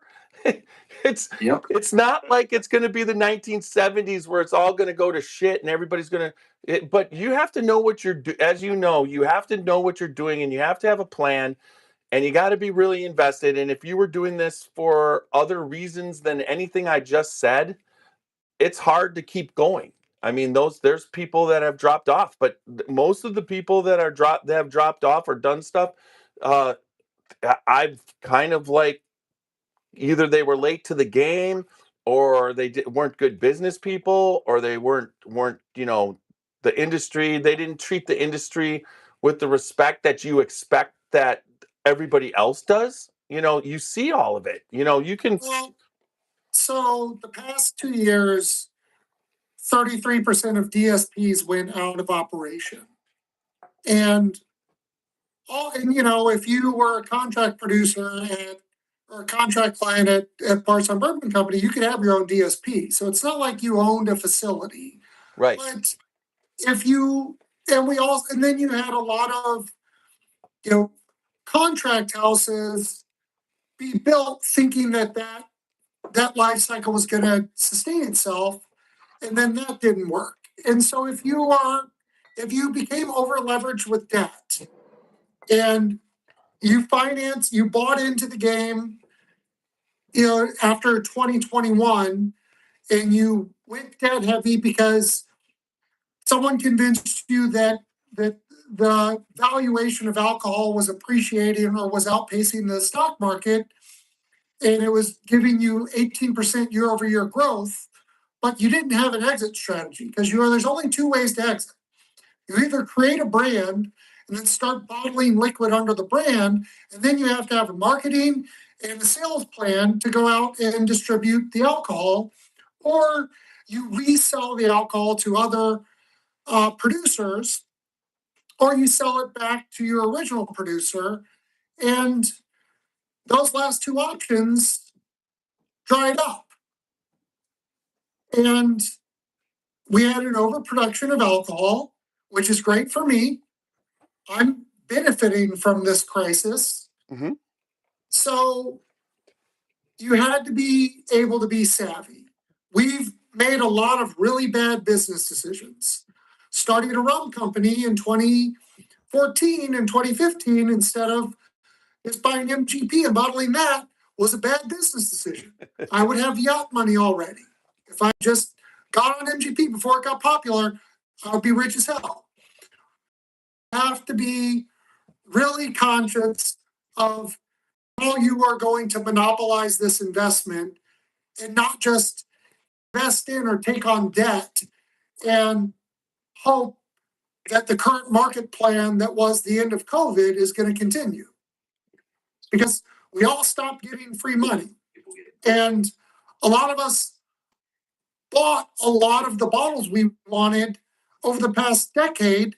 So we're a little more judicious on our wallet spend. And if you look at the overall data, people's spend amount is down about 40%, and their buying frequency is down about 33%. So you have to give something that's unique, attractive, it is a value, which is what we're seeing the larger producers doing. Right. So Or you can't fault anybody, but yeah, you have the market is the market. It's going to do what it does. I mean, that when it comes to the unique part of it, you know, the stuff that people chase, allocated stuff and everything, I really haven't seen that drop off. I mean, people are still chasing those bottles, and they're still. But where you see it is like, for me, for instance, it's kind of like I got out of Elijah Craig barrel proof at, you know, when I had 6 or 7 bottles. I mean, you can only sustain 3 bottles a year for a couple of years, where then all of a sudden it's not like you're drinking the whole bottle, and all of a sudden you have all these Elijah Craig barrel proofs everywhere, or same thing. And at one point you kind of got to stop. You know, same thing, small batch Taylor. I mean, I have 6. I got a half dozen. I went to see. I like to have that because it's a good thing to give away for the holidays. It's a good bottle that some of my friends can't get. So I always, but when you're in line now, you can get that regularly. It's almost back on the shelf, in my opinion. But what the overall thing is that the bourbon people start having enough of the bottles that they were chasing. You know, the first time you tried to get barrel proof Taylor, it's like I missed it like 7 times and I finally got one.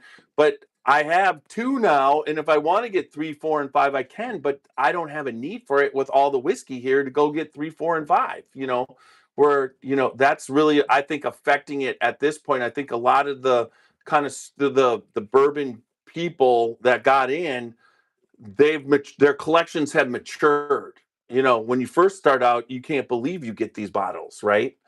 Because this is what you're looking for. And the newer people coming in, it was such a rush off of COVID that that has just dropped off. They're still coming in, don't get me wrong, but it's dropped off, that's for sure.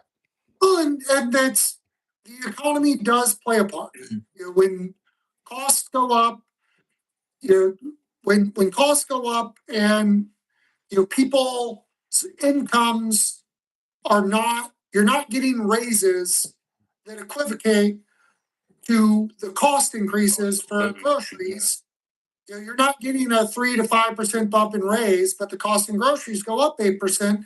You're being more judicious. And all our wives looked at us and were like, quit buying this shit. Like, look at, You're absolutely right. No, but you could tell me and CT kind of listened, but Nash doesn't. I was a little bit hard headed on that. Matter of fact, I talked to her and they let me move it in the dining room. I got no more room in the bedroom.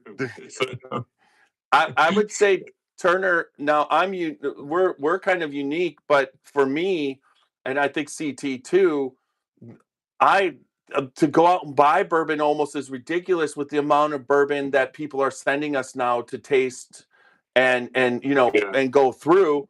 Though it's not like I take those bottles and throw them away. It's just like, Yeah. and there are a lot of in this country. There is a lot of good uh, distillers and blenders where their stuff, that those craft distillers, their stuff is starting to come to the maturity level where they've got stock of really, really their own stuff. You know, now there's a lot.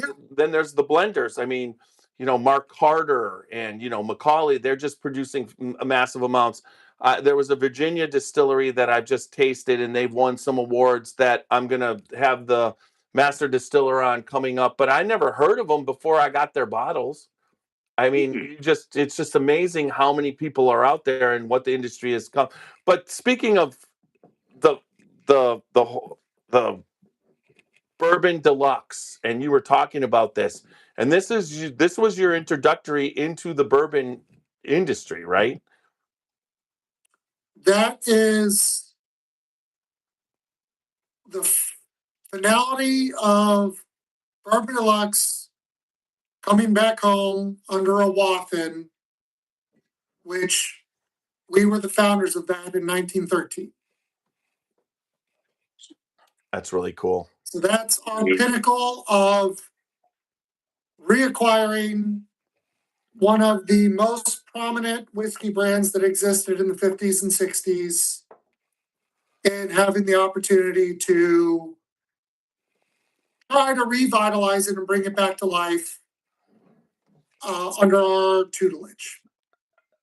So, Turner, not that you have to say where it's from or any of that. Green River. Okay. So, is it how many barrels?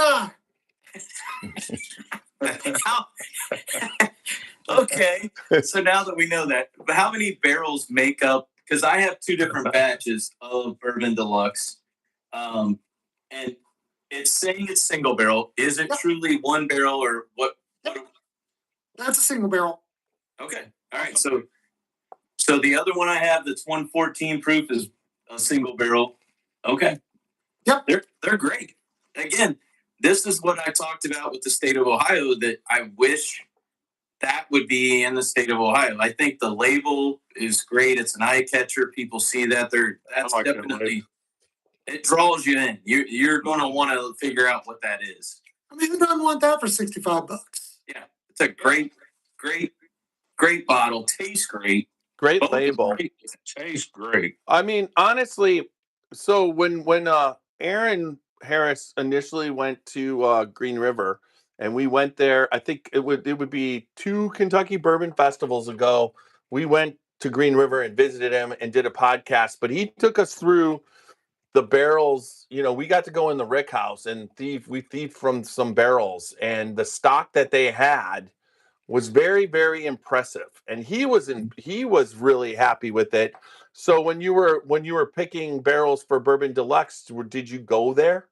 Or Oh yeah. So so I'm going to take about a 5-minute pause. Okay. To tell how we got to Green River. And I never really told this story, but this is the story that I intend to tell over and over again. So Rolling Fork is named after the Rolling Fork Distillery that was started in 1878. So 4 years before Kentucky was a state. By Henry Hudson Wathen, who my son is named after, who's my great-grandfather 7 generations removed. So when you think about 1878, we're talking pre-industrial age. We're talking the frontier times of whiskey. No one had brains. Elijah Craig didn't burn down his shed yet to char a barrel, which there's some ambiguity there. But you're talking about the very beginning times of the frontier era of moving past the eastern coast and bringing settlers into the Midwest. And Henry had milling experience by way of Maryland, and we had distilling and milling experience by way of England. So Henry moves to Lebanon, Kentucky, where he's granted land on the junction of the Rolling Fork and Salt Lake Rivers. He builds a grist mill, he starts milling, he starts distilling. He can go through about 25 bushels of corn a month. A bushel of corn can produce about 2.5 liters of alcohol. So if you think about the production of alcohol today, that guy could make 1 barrel a month and use it for trade and barter. So he would trade it off to merchants who then would retrade it, but that was your monetary ecosystem. You weren't flipping out dollar bills, you were trade and bartering. Henry goes on to have 2 sons, Richard Nichols Wathen and John Bernard Wathen. This is where shit gets interesting. Richard Nichols was one of the first frontiermen to create a wooden log still. We even helped the Dant family make their wooden log still. So the way you do it is you hollow out a poplar log still, you stack it, and you run piping through that can create steam. Your beer wort is in the bottom, and then it steams up and then cools down, and your alcohol forms in the top part, and it condenses over. So you're talking about one of the very most frontier families in American whiskey. Then Richard Nichols goes on to have 5 sons.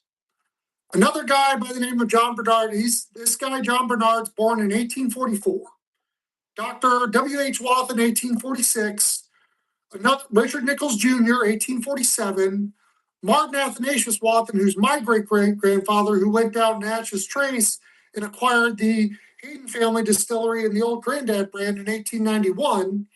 This is my why. This is why I do all this shit. But this 3rd generation now formulated a brand. They created the first brand, and we created the Rolling Fork brand. We also were one of the first investors to build the Cumberland distillery. And then we acquired the old Granddad brand in the late 1890s. Well, John Bernard moves from, after the Civil War, we moved from Lebanon to Louisville, Kentucky. We closed down the Rolling Fork distillery. It actually caught on fire. And we opened up the J.B. Wathen Company in the 1890s. What's interesting about the J.B. Wathen Company is we were the first family in Kentucky to erect a continuous column still in the 1890s. Now we're in the industrial age. No one had done that before. So we moved our production to Louisville, Kentucky, and then we were one of the first families to build a continuous column still in the state. JB goes on to have 3 sons. One of them was named R.E. Wathen. This is now, we're on the 4th generation of whiskey producers in the state of Kentucky. We're talking the late 1890s. R.E. Wathen, Eugene Wathen, goes on to create the R.E. Wathen Company. We had storefronts on 1st and Main in Louisville, Kentucky, where we were running Old Granddad over to St. Louis, over to D.C., down to Louisiana. Other brands that we had in the R.E. Wathen Company included Old Pep, Black Gold, Everglade, Farmdale Rye, Honeycomb, Hospitality, Old Hospitality, Kentucky Credential, and then a brand we just released called Ruco Rye, which is the R.E. Wathen Company rye. We released Ruco Rye in 1906 to combat the abundance of Maryland and Pennsylvania ryes that existed in the market, because they were probably the only standard rye brands that existed came out of generally Maryland and Pennsylvania. if you're in Kentucky, you're predominantly using corn. Yep. Also, in this time, in 1913, a guy by the name of Milton Epstein wanted to contract a brand. And he contracted my great uncle, 3 times removed, Richard Eugene Wathen, and they created the Bourbon Deluxe brand. The brand ran in existence for a little bit by Milton Epstein, only using our family stocks, but then we acquired the brand back at the start of the tea leaves of Prohibition.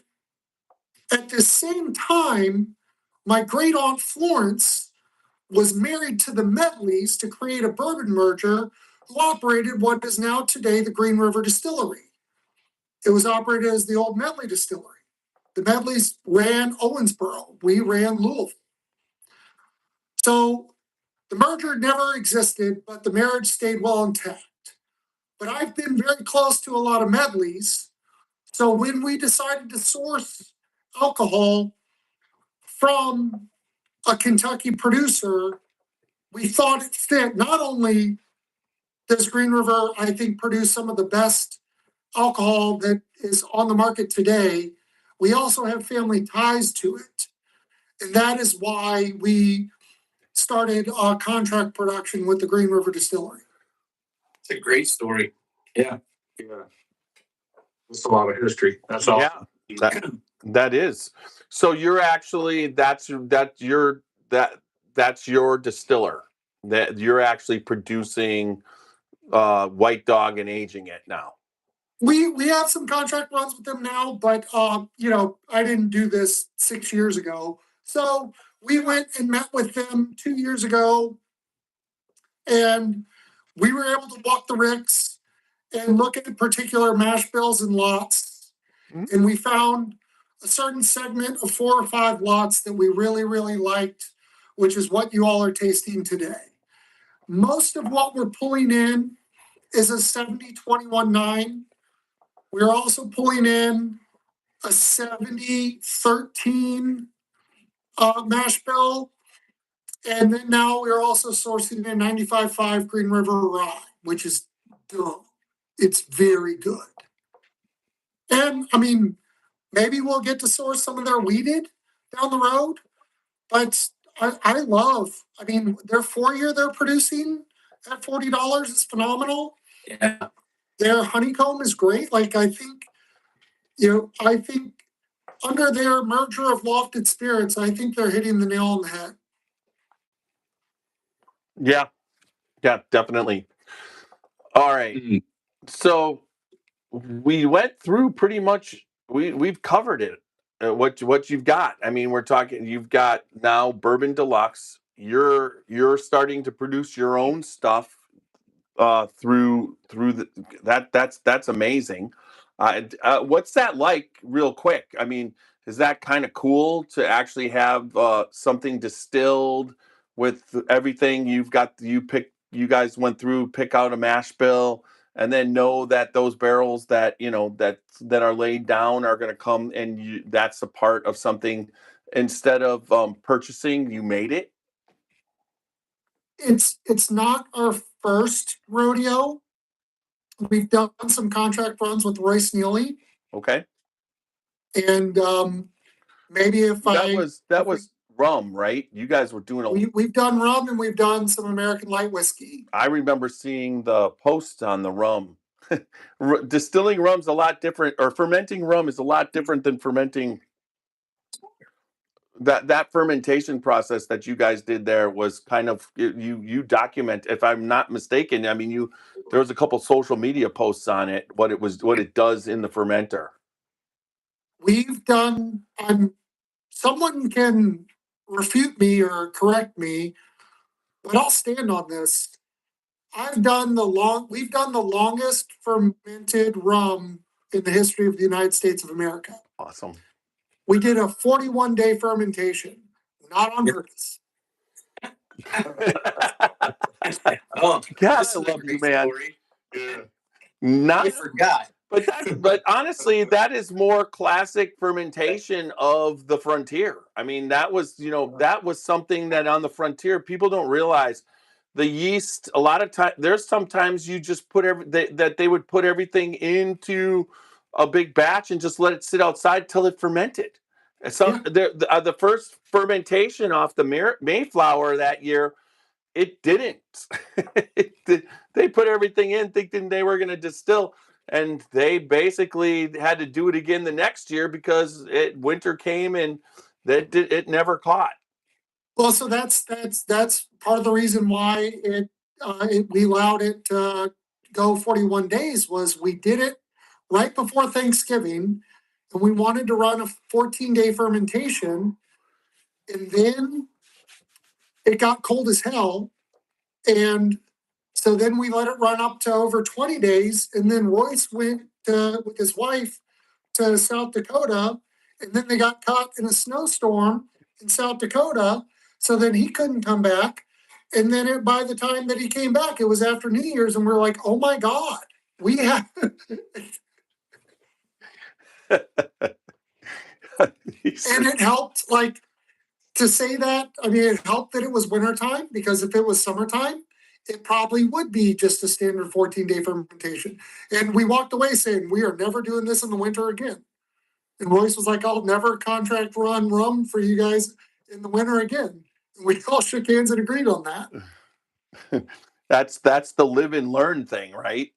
I mean, not that it's a bad thing. It's just that that's not realistically, what would you say, a really good blueprint on what you need to do to make money.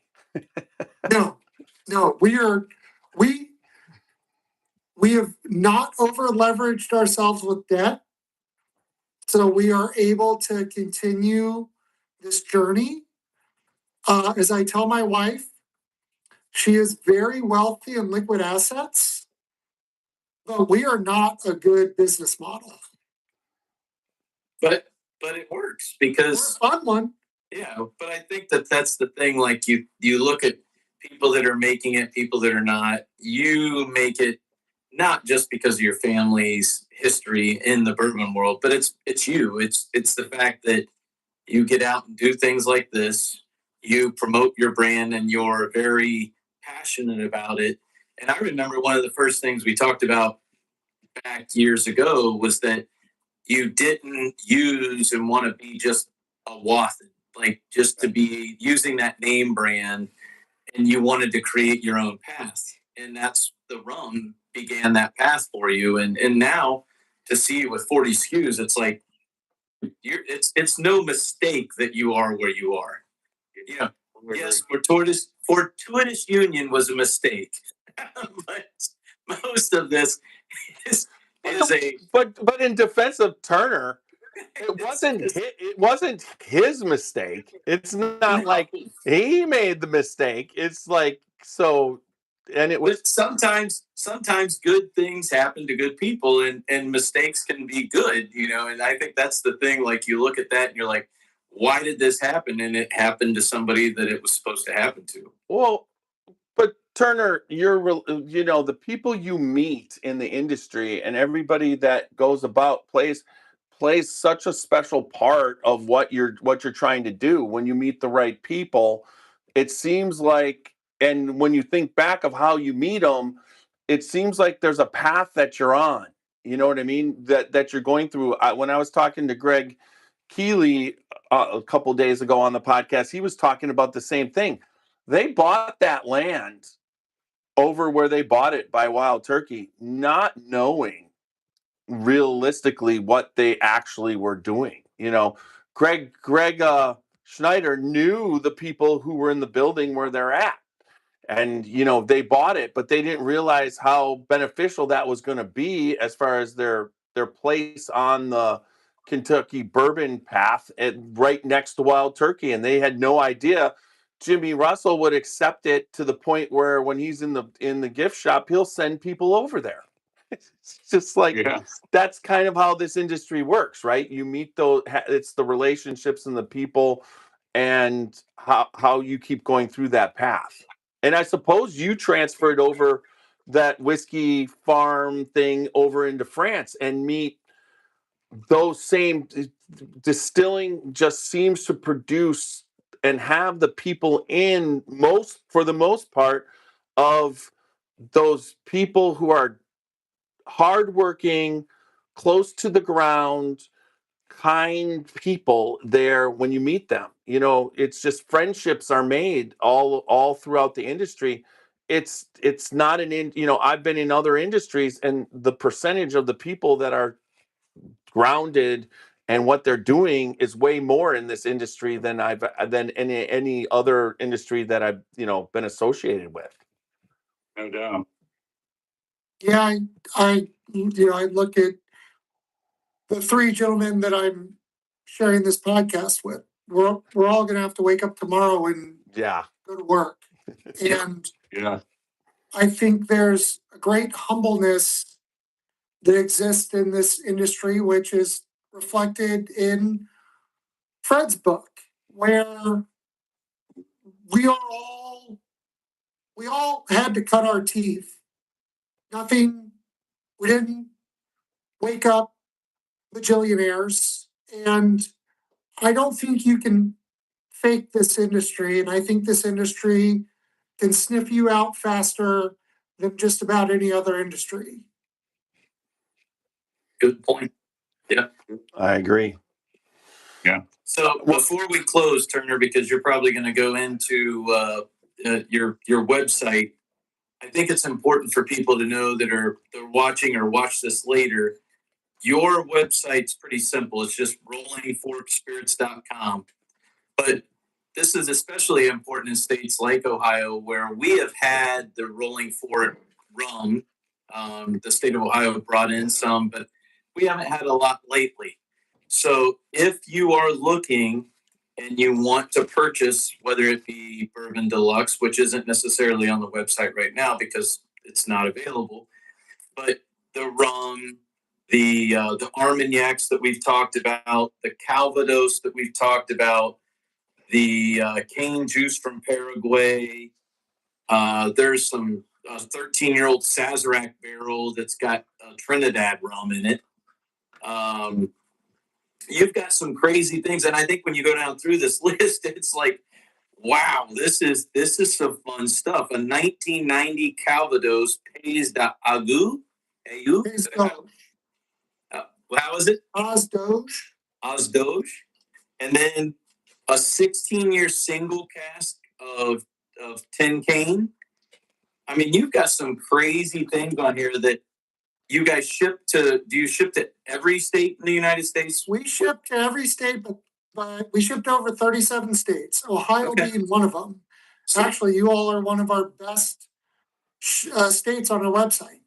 Okay.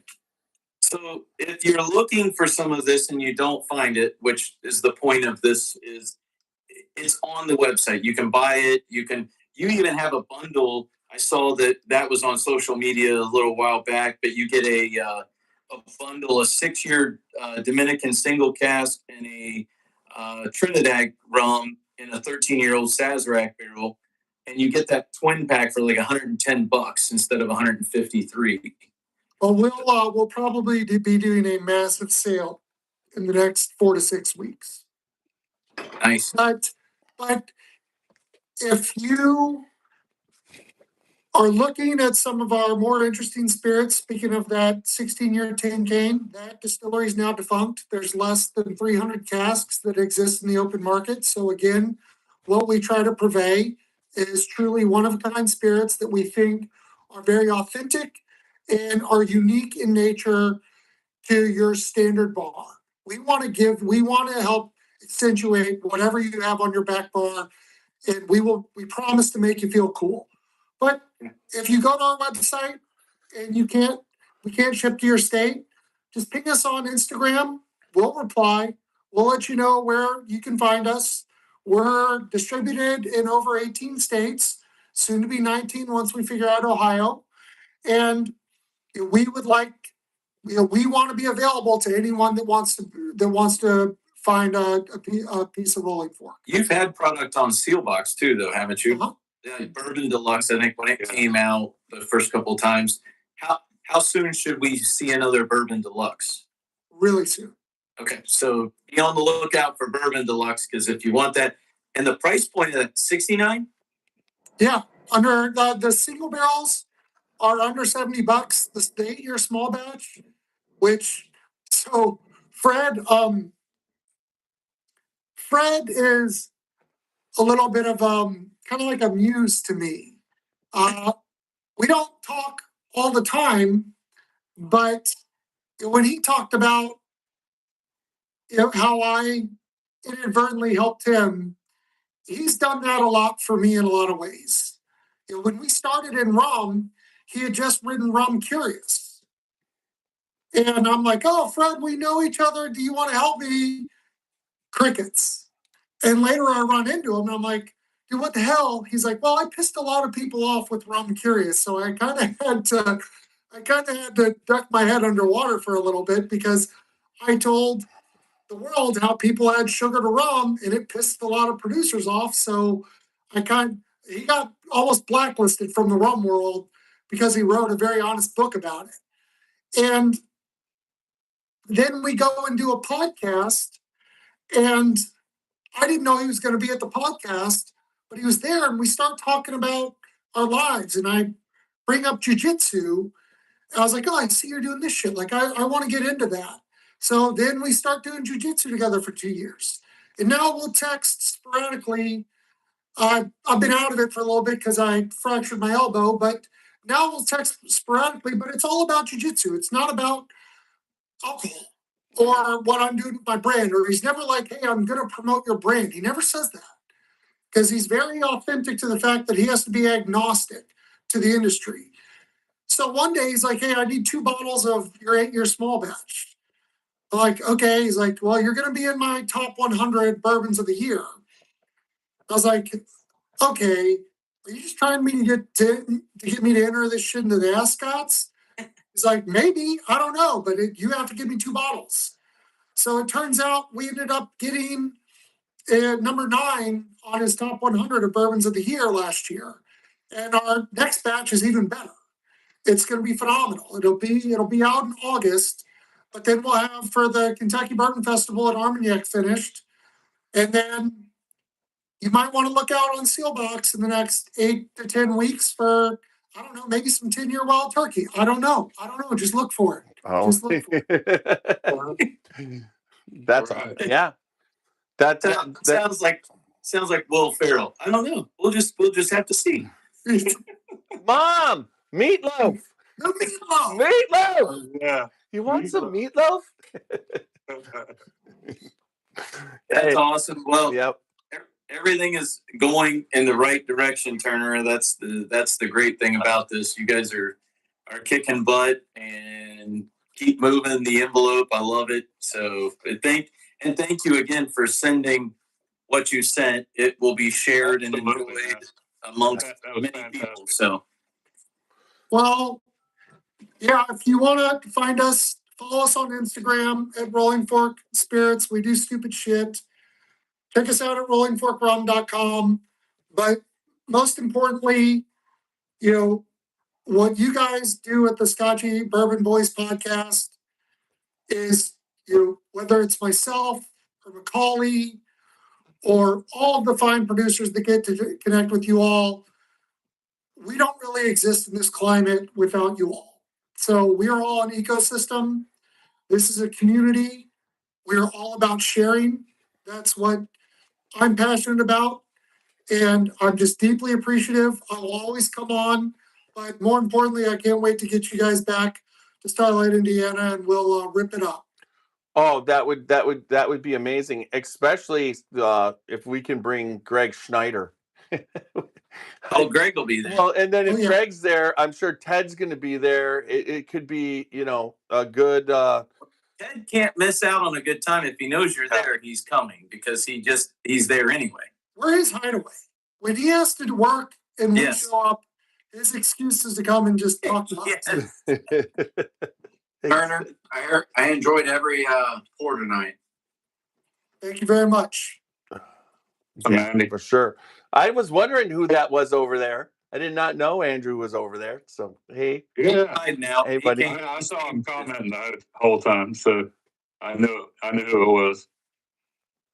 Hey, I just like to say to everybody that's watching and listening out there tonight that to get out to your local liquor store or your ABC store, whatever it may be.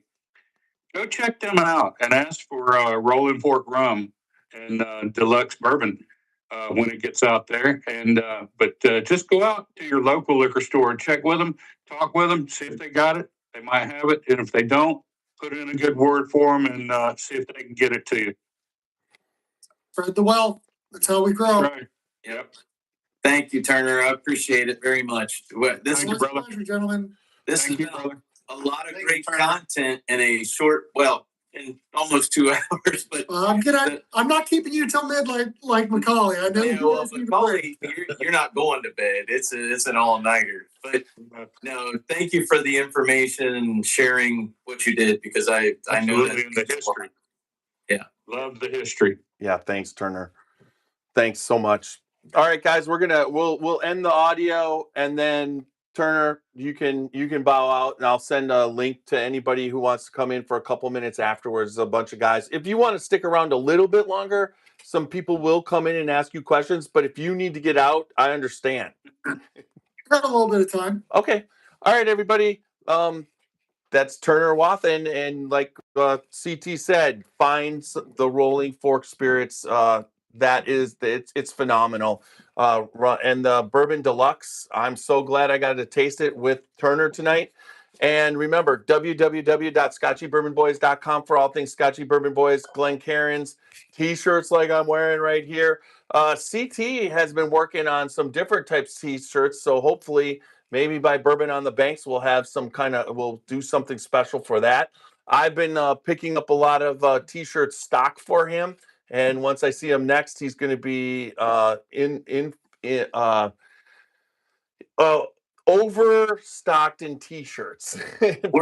words are hard. Oh, thanks. Oh, okay, Carl. All right. And then also remember on Facebook, Instagram, YouTube, and X, also on iHeart, Spotify, and Apple. But no matter whether you listen to us or like us, make sure you like, listen, subscribe, leave good feedback, become members, and do what Kirk does all the time and leave super chats. And I will definitely get you some, Kirk, for you to try. So I'll send something out by you in Montana. And then also, remember, good bourbon equals good times and good friends. Drink responsibly. Don't drink and drive. And Super Nash, Your life uncut and unfiltered. and AI will take us out. You're going outside. Awesome.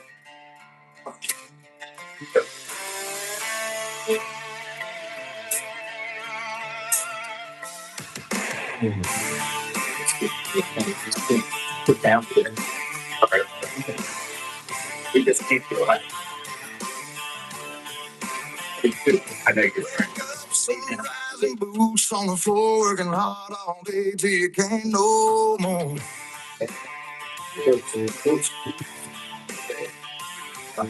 Life goes on, but the choice is yours. How you play it out when you walk through that door. One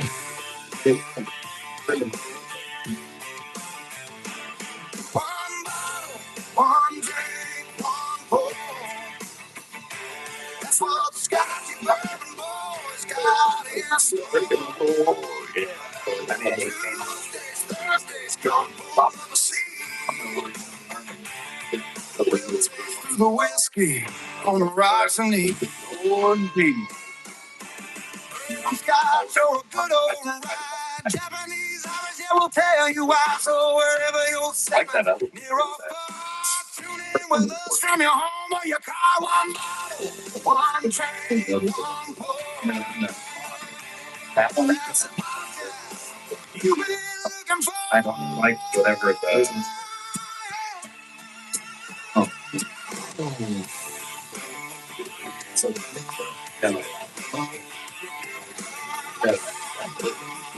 All right. What is That's that? awesome right there. Yeah. I like that. Yeah. All right, guys, I got to get out of here. Early morning. I got a lot of reports I got to do tonight. A couple of invoices. You're not going to say hi. You're not going to say hi. Good night to John. Absolutely. Hi, Martin. It's going to be a good night. Hello and good night. Hello, how the fuck are you? Have a good night. All right, man. Hey, Nash. See you, All right. Nash. All right, Turner. Good to see you, brother. See you, See you, T. buddy. Honey. Bud. John. Thanks, Super. Yeah, brother. Love you, Hey. brother. Turner. Thanks again, brother. Can't wait to see you again, man. Hang out. We'll have a good time. Absolutely. All right, man. All right. So, John, do you get the rolling fork in the Illinois area? I haven't looked. So Turner, do they distribute up here in the Chicagoland area? Yeah, Benny's has a lot of really good selections. Okay. I will be over there tomorrow. Yeah. All right. That's my guys, man. Benny's. Yeah, they should have some Bourbon Deluxe in stock. I pinged them again about reordering. But they've picked up some Wayward Cask, some of our Armagnacs. They've got some good rums, and they've got some Bourbon Deluxe as well. I'm going to search my guys right now since we're just online. That's great. Yeah. Let's see. I'm trying to get Kirk the. You got me, Tiny. All right, you There got he him. is. Hey, everybody. I'm Hey. just putting some stuff away here. I'm getting this freaking bar getting closer to done. Kind of thing. So anyway, hey, Turner, love your stuff, buddy. I love the history going on. That's what really resonates with me, and that gets history and what's behind the whiskey and the bourbon gets me motivated to try something more than anybody else even tells me what comes out of their mouth. Because for me, I'm a historic guy. I love that kind of stuff. So thank you for sharing. I appreciate that. I'll be trying your stuff for sure. I brought up the white rum because that gets a lot of women into, well, my wife and stuff like that, into some of the cocktails and drinks, and that white rum doing that. You know, a little bit of like a shot of white rum and a little bit of sugar and a little bit of lime, a little bit of lemon on ice. That'll freaking drop some drawers real quick. We've got a golden rum. It's called Heart of Gold. It's a blend of 3 and 4 year Jamaican Barbados rums. It's proofed down a little bit lower at 101 because we're wild turkey whores. And that one's not 121 proof, but that's another great option. Right on. I'll be going to your website and grabbing some of your stuff for sure. Probably in the next hour or two. I'm in Montana, so you can get it here. I think we do, yeah. Well, I mean, you can ship it here. For Yeah, sure. put that bottle up front so I can see it again. The Bourbon Deluxe. I'm trying to type it in. Yeah. Okay. What the heck? How's that? Yeah, that's fine. I'm trying to get it on Benny's thing. So I mean, is that the original label, Turner? Um, I'm searching. It says no Bourbon Deluxe. So all right, good. I'll ping Brett.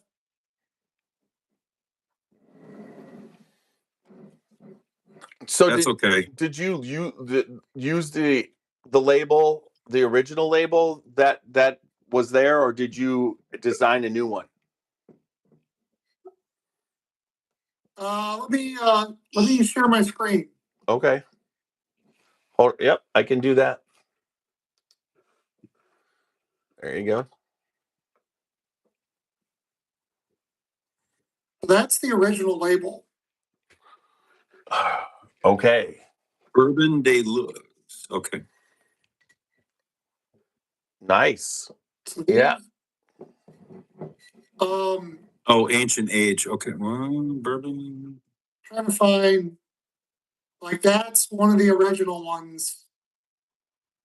Oh, come on, motherfucker. Show the fucking picture. This is the one that we built our label off of. And we actually own a couple of these bottles.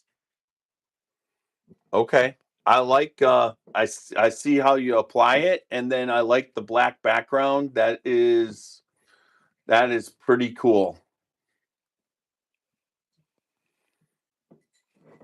That label on that bottle is sweet, man. That goes back a few years. Hell yeah.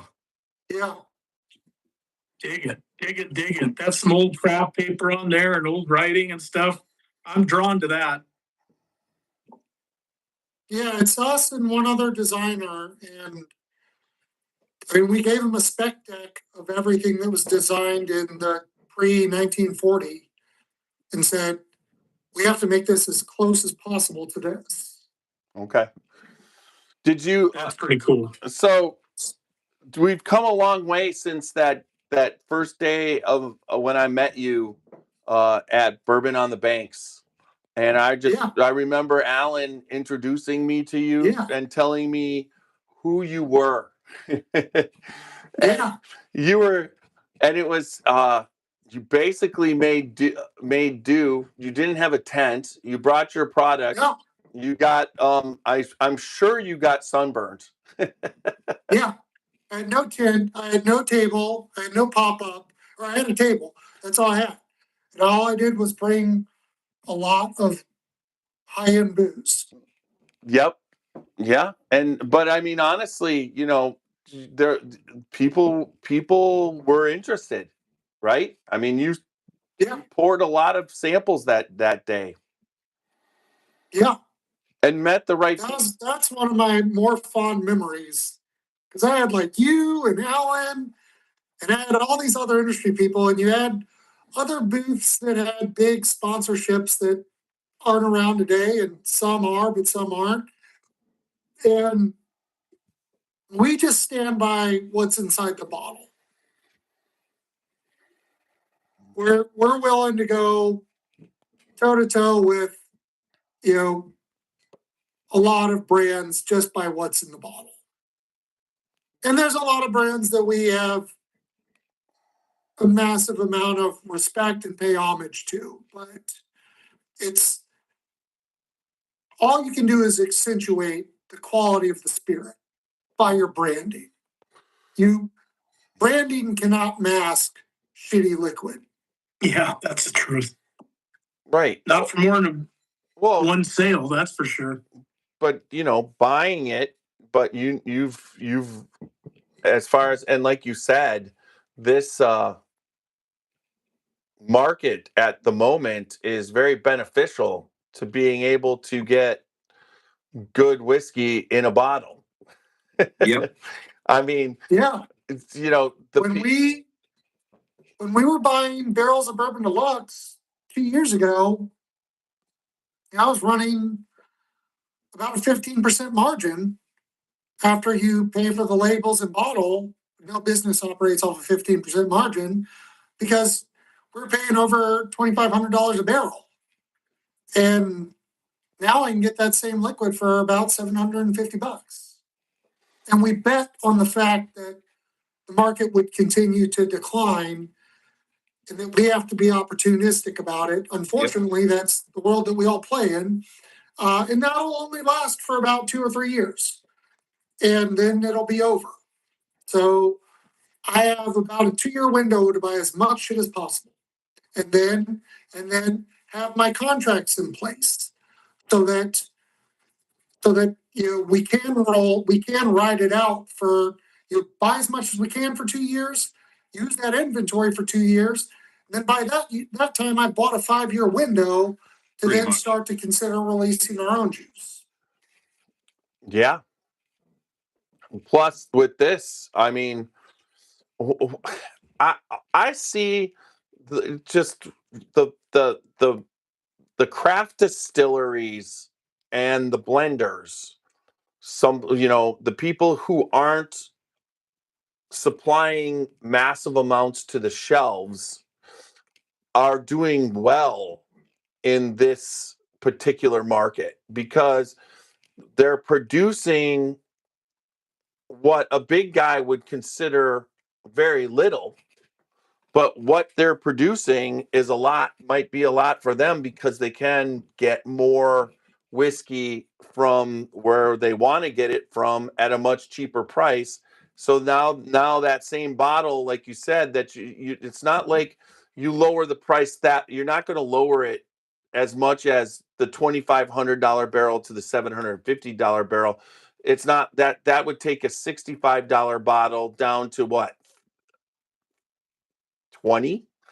30, 38. 30, yeah. 35. So but if it's selling because it's quality and it's been marketed by the person and the person's making those batches with those barrels, there's a aspect of that.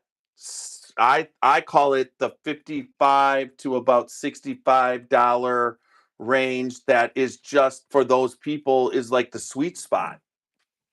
Well, we set our price point knowing that we would eat a lot of shit on the first couple releases. But we weren't ever going to raise or lower the price point. We just tried to make, in our best ability, an affordable price point, even when we were going to run really bad margins on it, so that when we did have this opportunity, we could maintain that price point and get better margins, which it gives us more cash flow to then reinvest more into the company.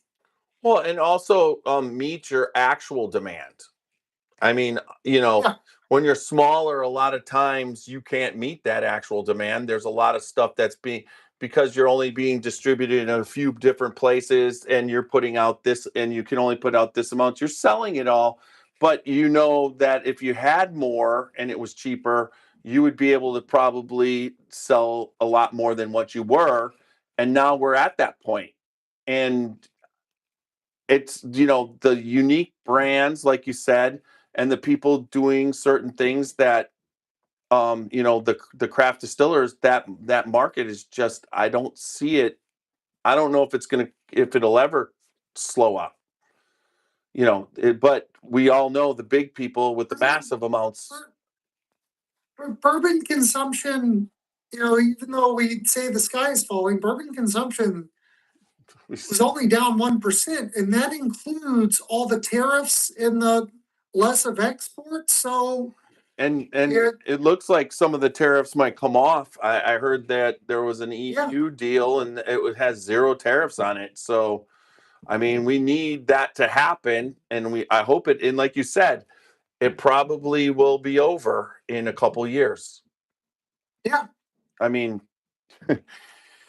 Jim Beam is the reason all the sky is falling happened, because Jim Beam produced over 45% of the excess liquid that created this. Now you have other casualties. I mean, Castle and Key took the hits. Diageo's taken all the hits. Oh yeah.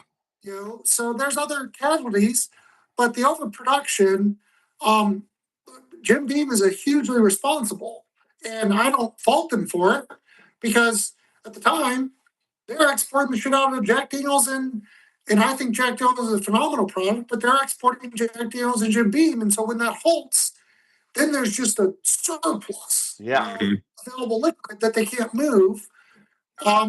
But yeah, and then Jim Beam basically stopped production for a year, but they didn't lay anybody off. And they did transfer some of that production to other places, because that distillery, they just took advantage of a time where it slowed up enough where they can actually sustain what they need to sustain and then revamp the whole distillery, because they just made, a couple $100 billion over the last 10 years because of the fact that they were selling so much. And once we call that open back up and they start reselling booze into markets, and once they figure out India, gangbusters again, and that'll happen in 4 years. Yeah. Yeah, we call it in the fuel industry, in the refineries. You guys probably know this. We call it a turnaround. Yeah. So a lot of these refineries will shut down or produce very low numbers while they're doing a turnaround and fixing stuff. I would almost think that an alcohol situation is probably very, very similar. So Very you got to similar. do a turnaround once in a while. Oh, Yeah. it's- Well, and you can absolutely model it off of the oil and fuel industry. Yeah. And the other term is wildcatting. Right now, we're wildcatting. We're Oh, yeah. trying to acquire and amass risks of stocks that we don't know how it all is going to go. It's not going to last forever, but we're going to play the cards while we can. Yeah, and it almost seems like too, all these crafters that are out there in these smaller distilleries and that, it's going to be almost similar to what beer and breweries went through, that started really making a name for themselves, and then the big dogs went in and bought them up, and then just pretty much just shut it down, or they can it there or something like that. But some of you guys, I think, are some of the people that are gaining traction. Won't be long, and that might be the end game. Is just an example, Beam, Sazerac, these other guys just say, hey, we're going to offer you a bunch of money to pretty much, we're going to just take it over, but you can run it. Go Maybe. away. Yeah, maybe. I don't know. I don't know what that looks like. But acquisition is bring me on board and I'll help sell it. Yeah. The last two jobs before this, I went through acquisition. So you would be really happy if a Penelope kind of situation happened, right? Oh yeah, I mean, I would love to quit my day job. Well, yeah, they basically buy the brand for, then you get $56 million and your partner gets $56 million, and they keep you on and pay you to keep doing what you're doing. And you get the pick of the barrels. We would we've gone through this auditing and valuation process, and we don't cost that much, but whatever amount you give me, if you give me a job, that allows me to do what I'm passionate about. And if I can pay off my house and know that my kids are covered for college or their first property, I'm fine. I'm good. I'm not trying to buy a baseball team. Right. I like baseball. I do too. Good sport. I just don't have time to watch it. It's great. It's great to be a fan only. Yeah. And do something you're passionate about, that's where the real win is, because if you're passionate about it, you stay much, much healthier.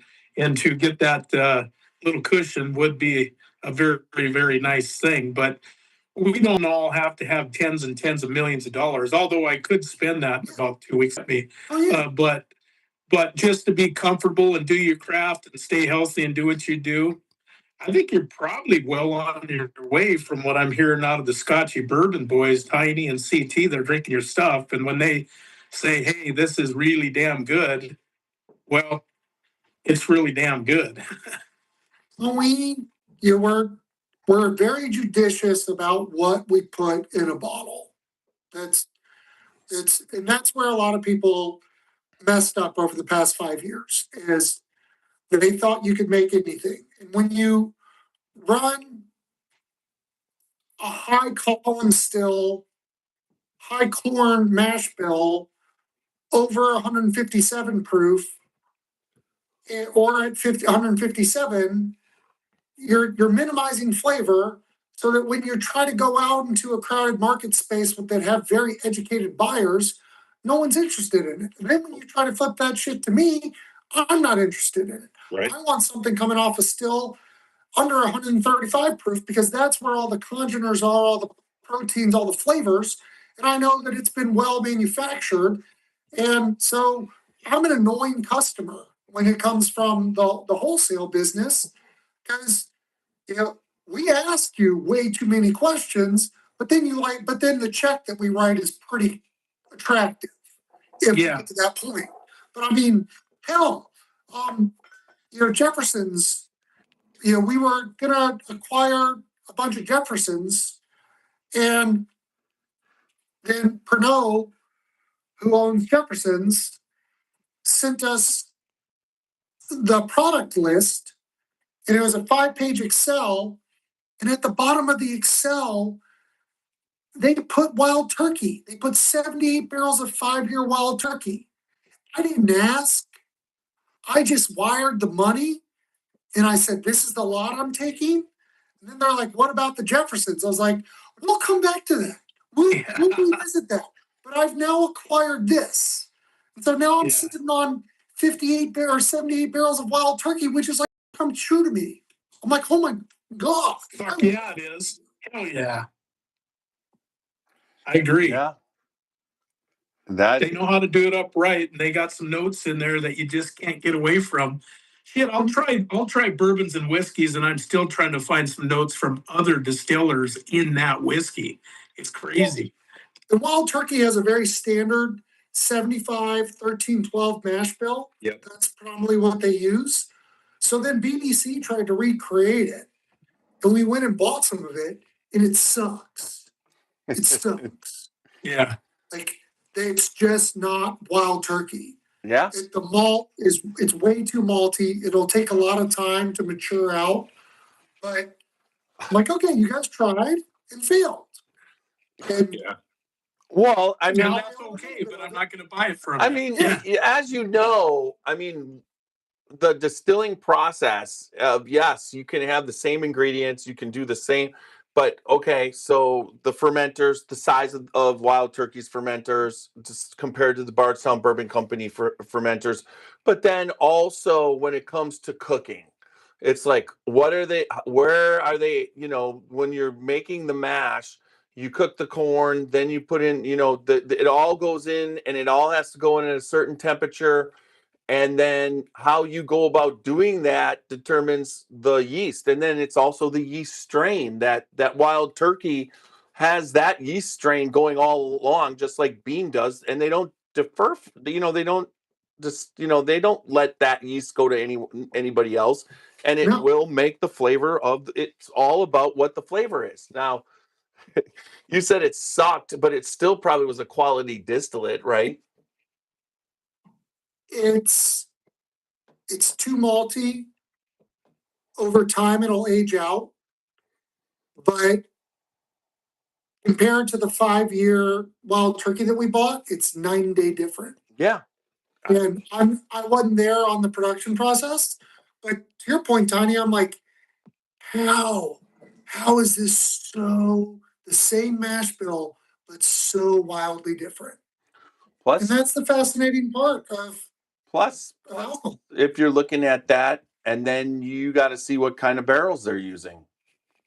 I mean, Yeah. if you're using a different state, one's using independent stave and the other one's using Canton barrel, you know, it just depends on where they're getting Well, their and it's barrels. probably lightly charred because wild turkey is known for the alligator char. They char the shit Yeah. out of their barrels. Yeah. Yep. Yep. They're The so, old funk. isn't it funny how much You know, it's not closely regulated, but it's so closely. That's what I'm The getting now. rule is what you're supposed to have, right? The rules are supposed to be the rules, and out of all the things that you distill, bourbon's got the strictest rules, but it's basically there's so much Variability. intangibles, So right? Yeah, Variability. Yeah, that's a great word. Right, intangibles in everything and what can happen that everybody's making something. And for years, Wild Turkey, Jim Beam, your family, the main thing a distiller was trying to do was trying to produce something that tastes the same consistently because that was one of the hardest things to do in distilling. And yeah, but in about the 1970s, they all achieved it. They could do it. Yeah. And then once they achieved it, that's when the whole thing went to shit for a while. And then now we've come back and they're probably saying, really, everybody wants inconsistency? Because that's what we're all looking Yeah. for, right? I mean, Interesting. I want Buffalo Trace every year. That standard Buffalo Trace, I want it to taste more caramel. I want always looking for more caramel, and it's like it's their base product.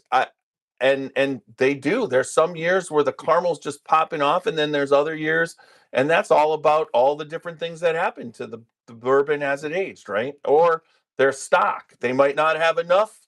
You know, they might be making it out at 6 and 7, you know, their year, and then one year they're low on the 6 and not or whatever, and they use a 5-year, you know, because there's no age statement. Eagle Rare is one of the most inconsistent products I've tried.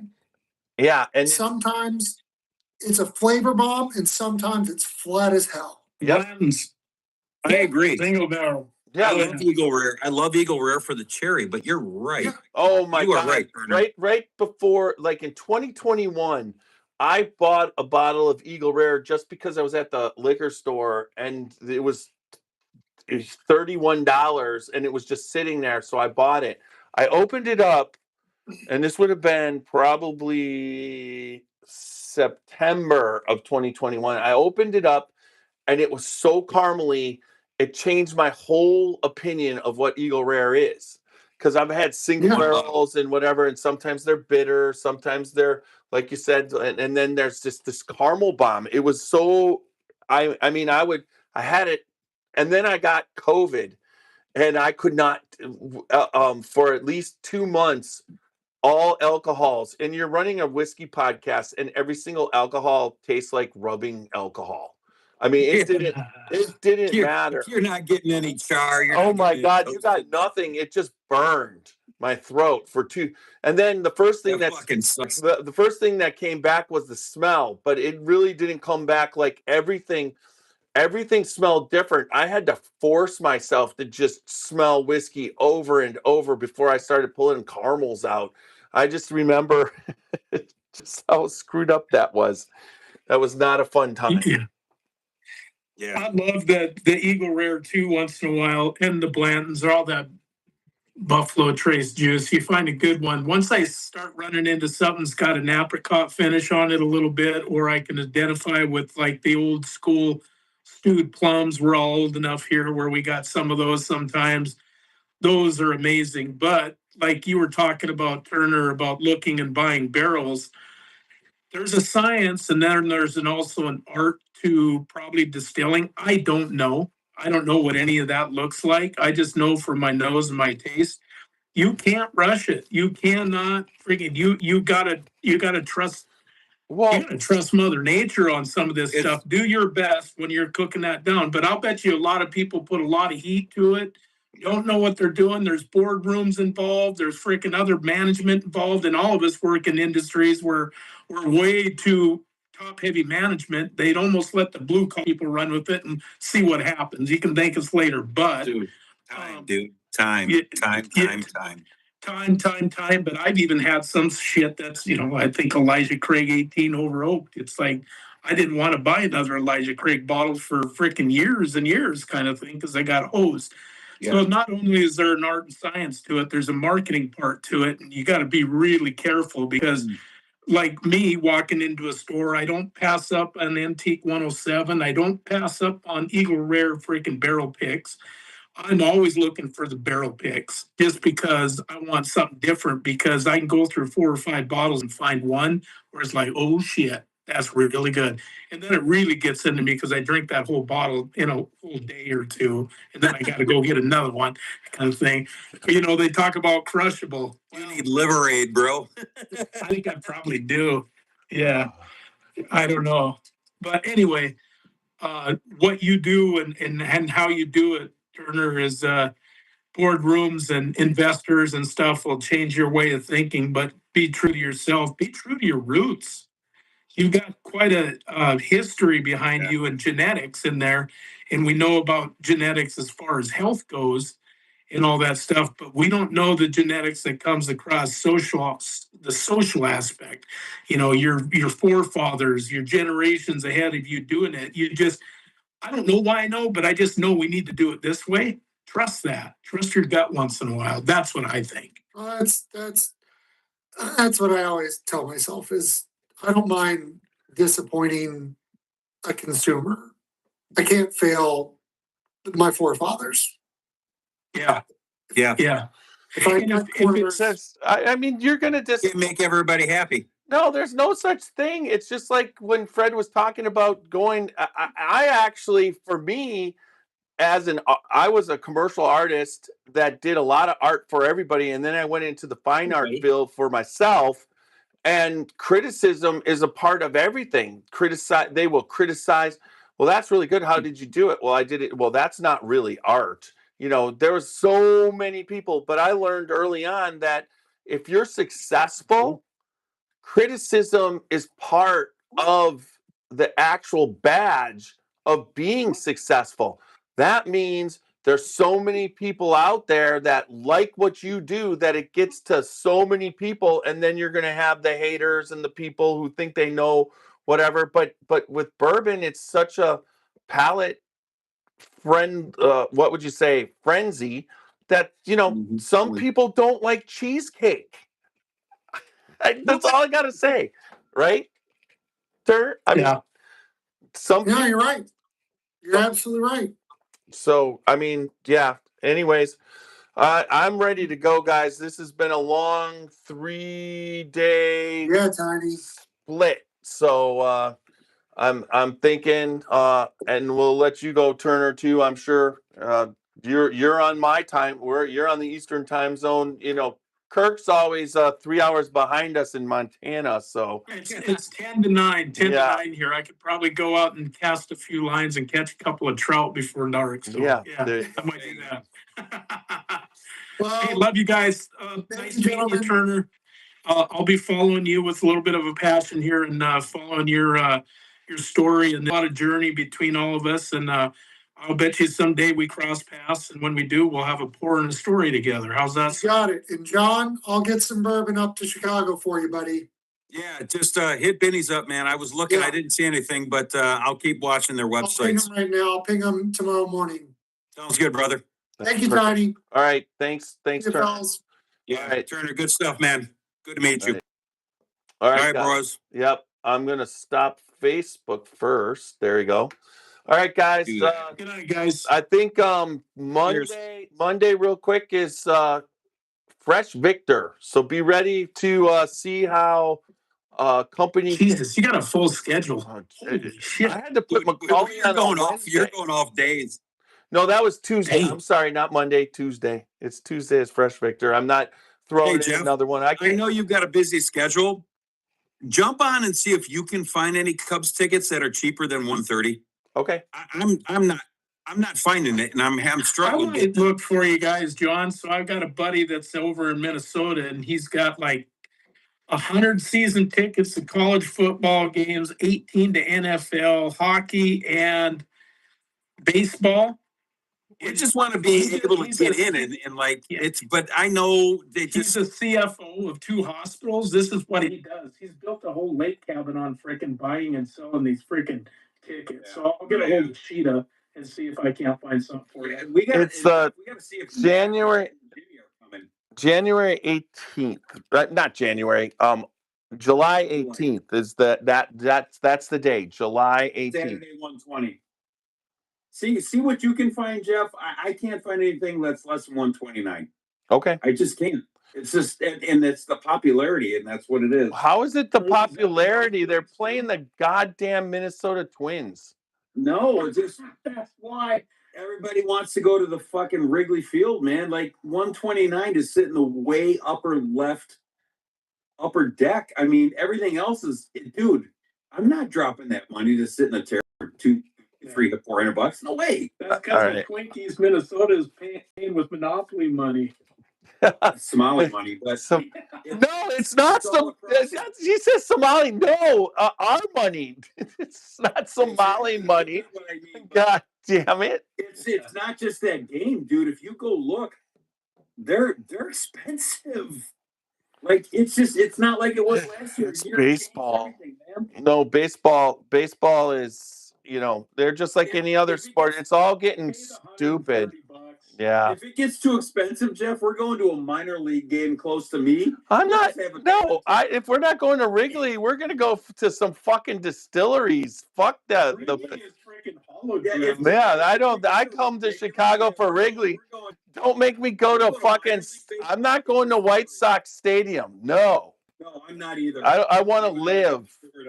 I want to live. D3.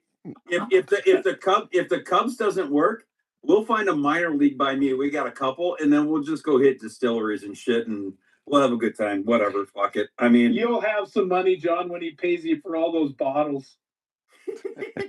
Hey, he paid me for the Booker, so he's just paying me for the Star Hill if he wants it. Yeah, but you got to tell. I don't know you guys.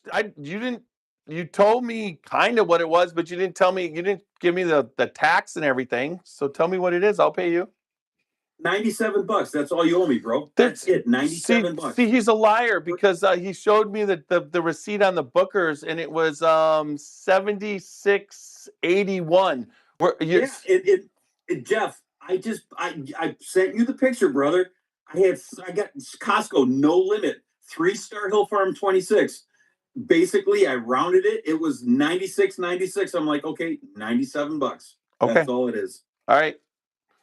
I will send you that for that. To be in the same room with you guys at some point here, probably in the next year or so. But cheers, keep it real, keep it uncut.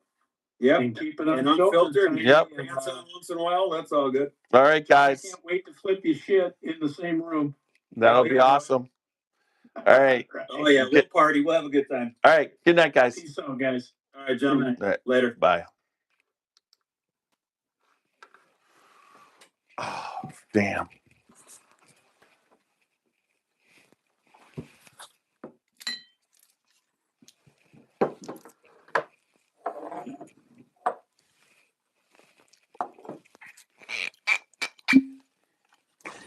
Put it in that one.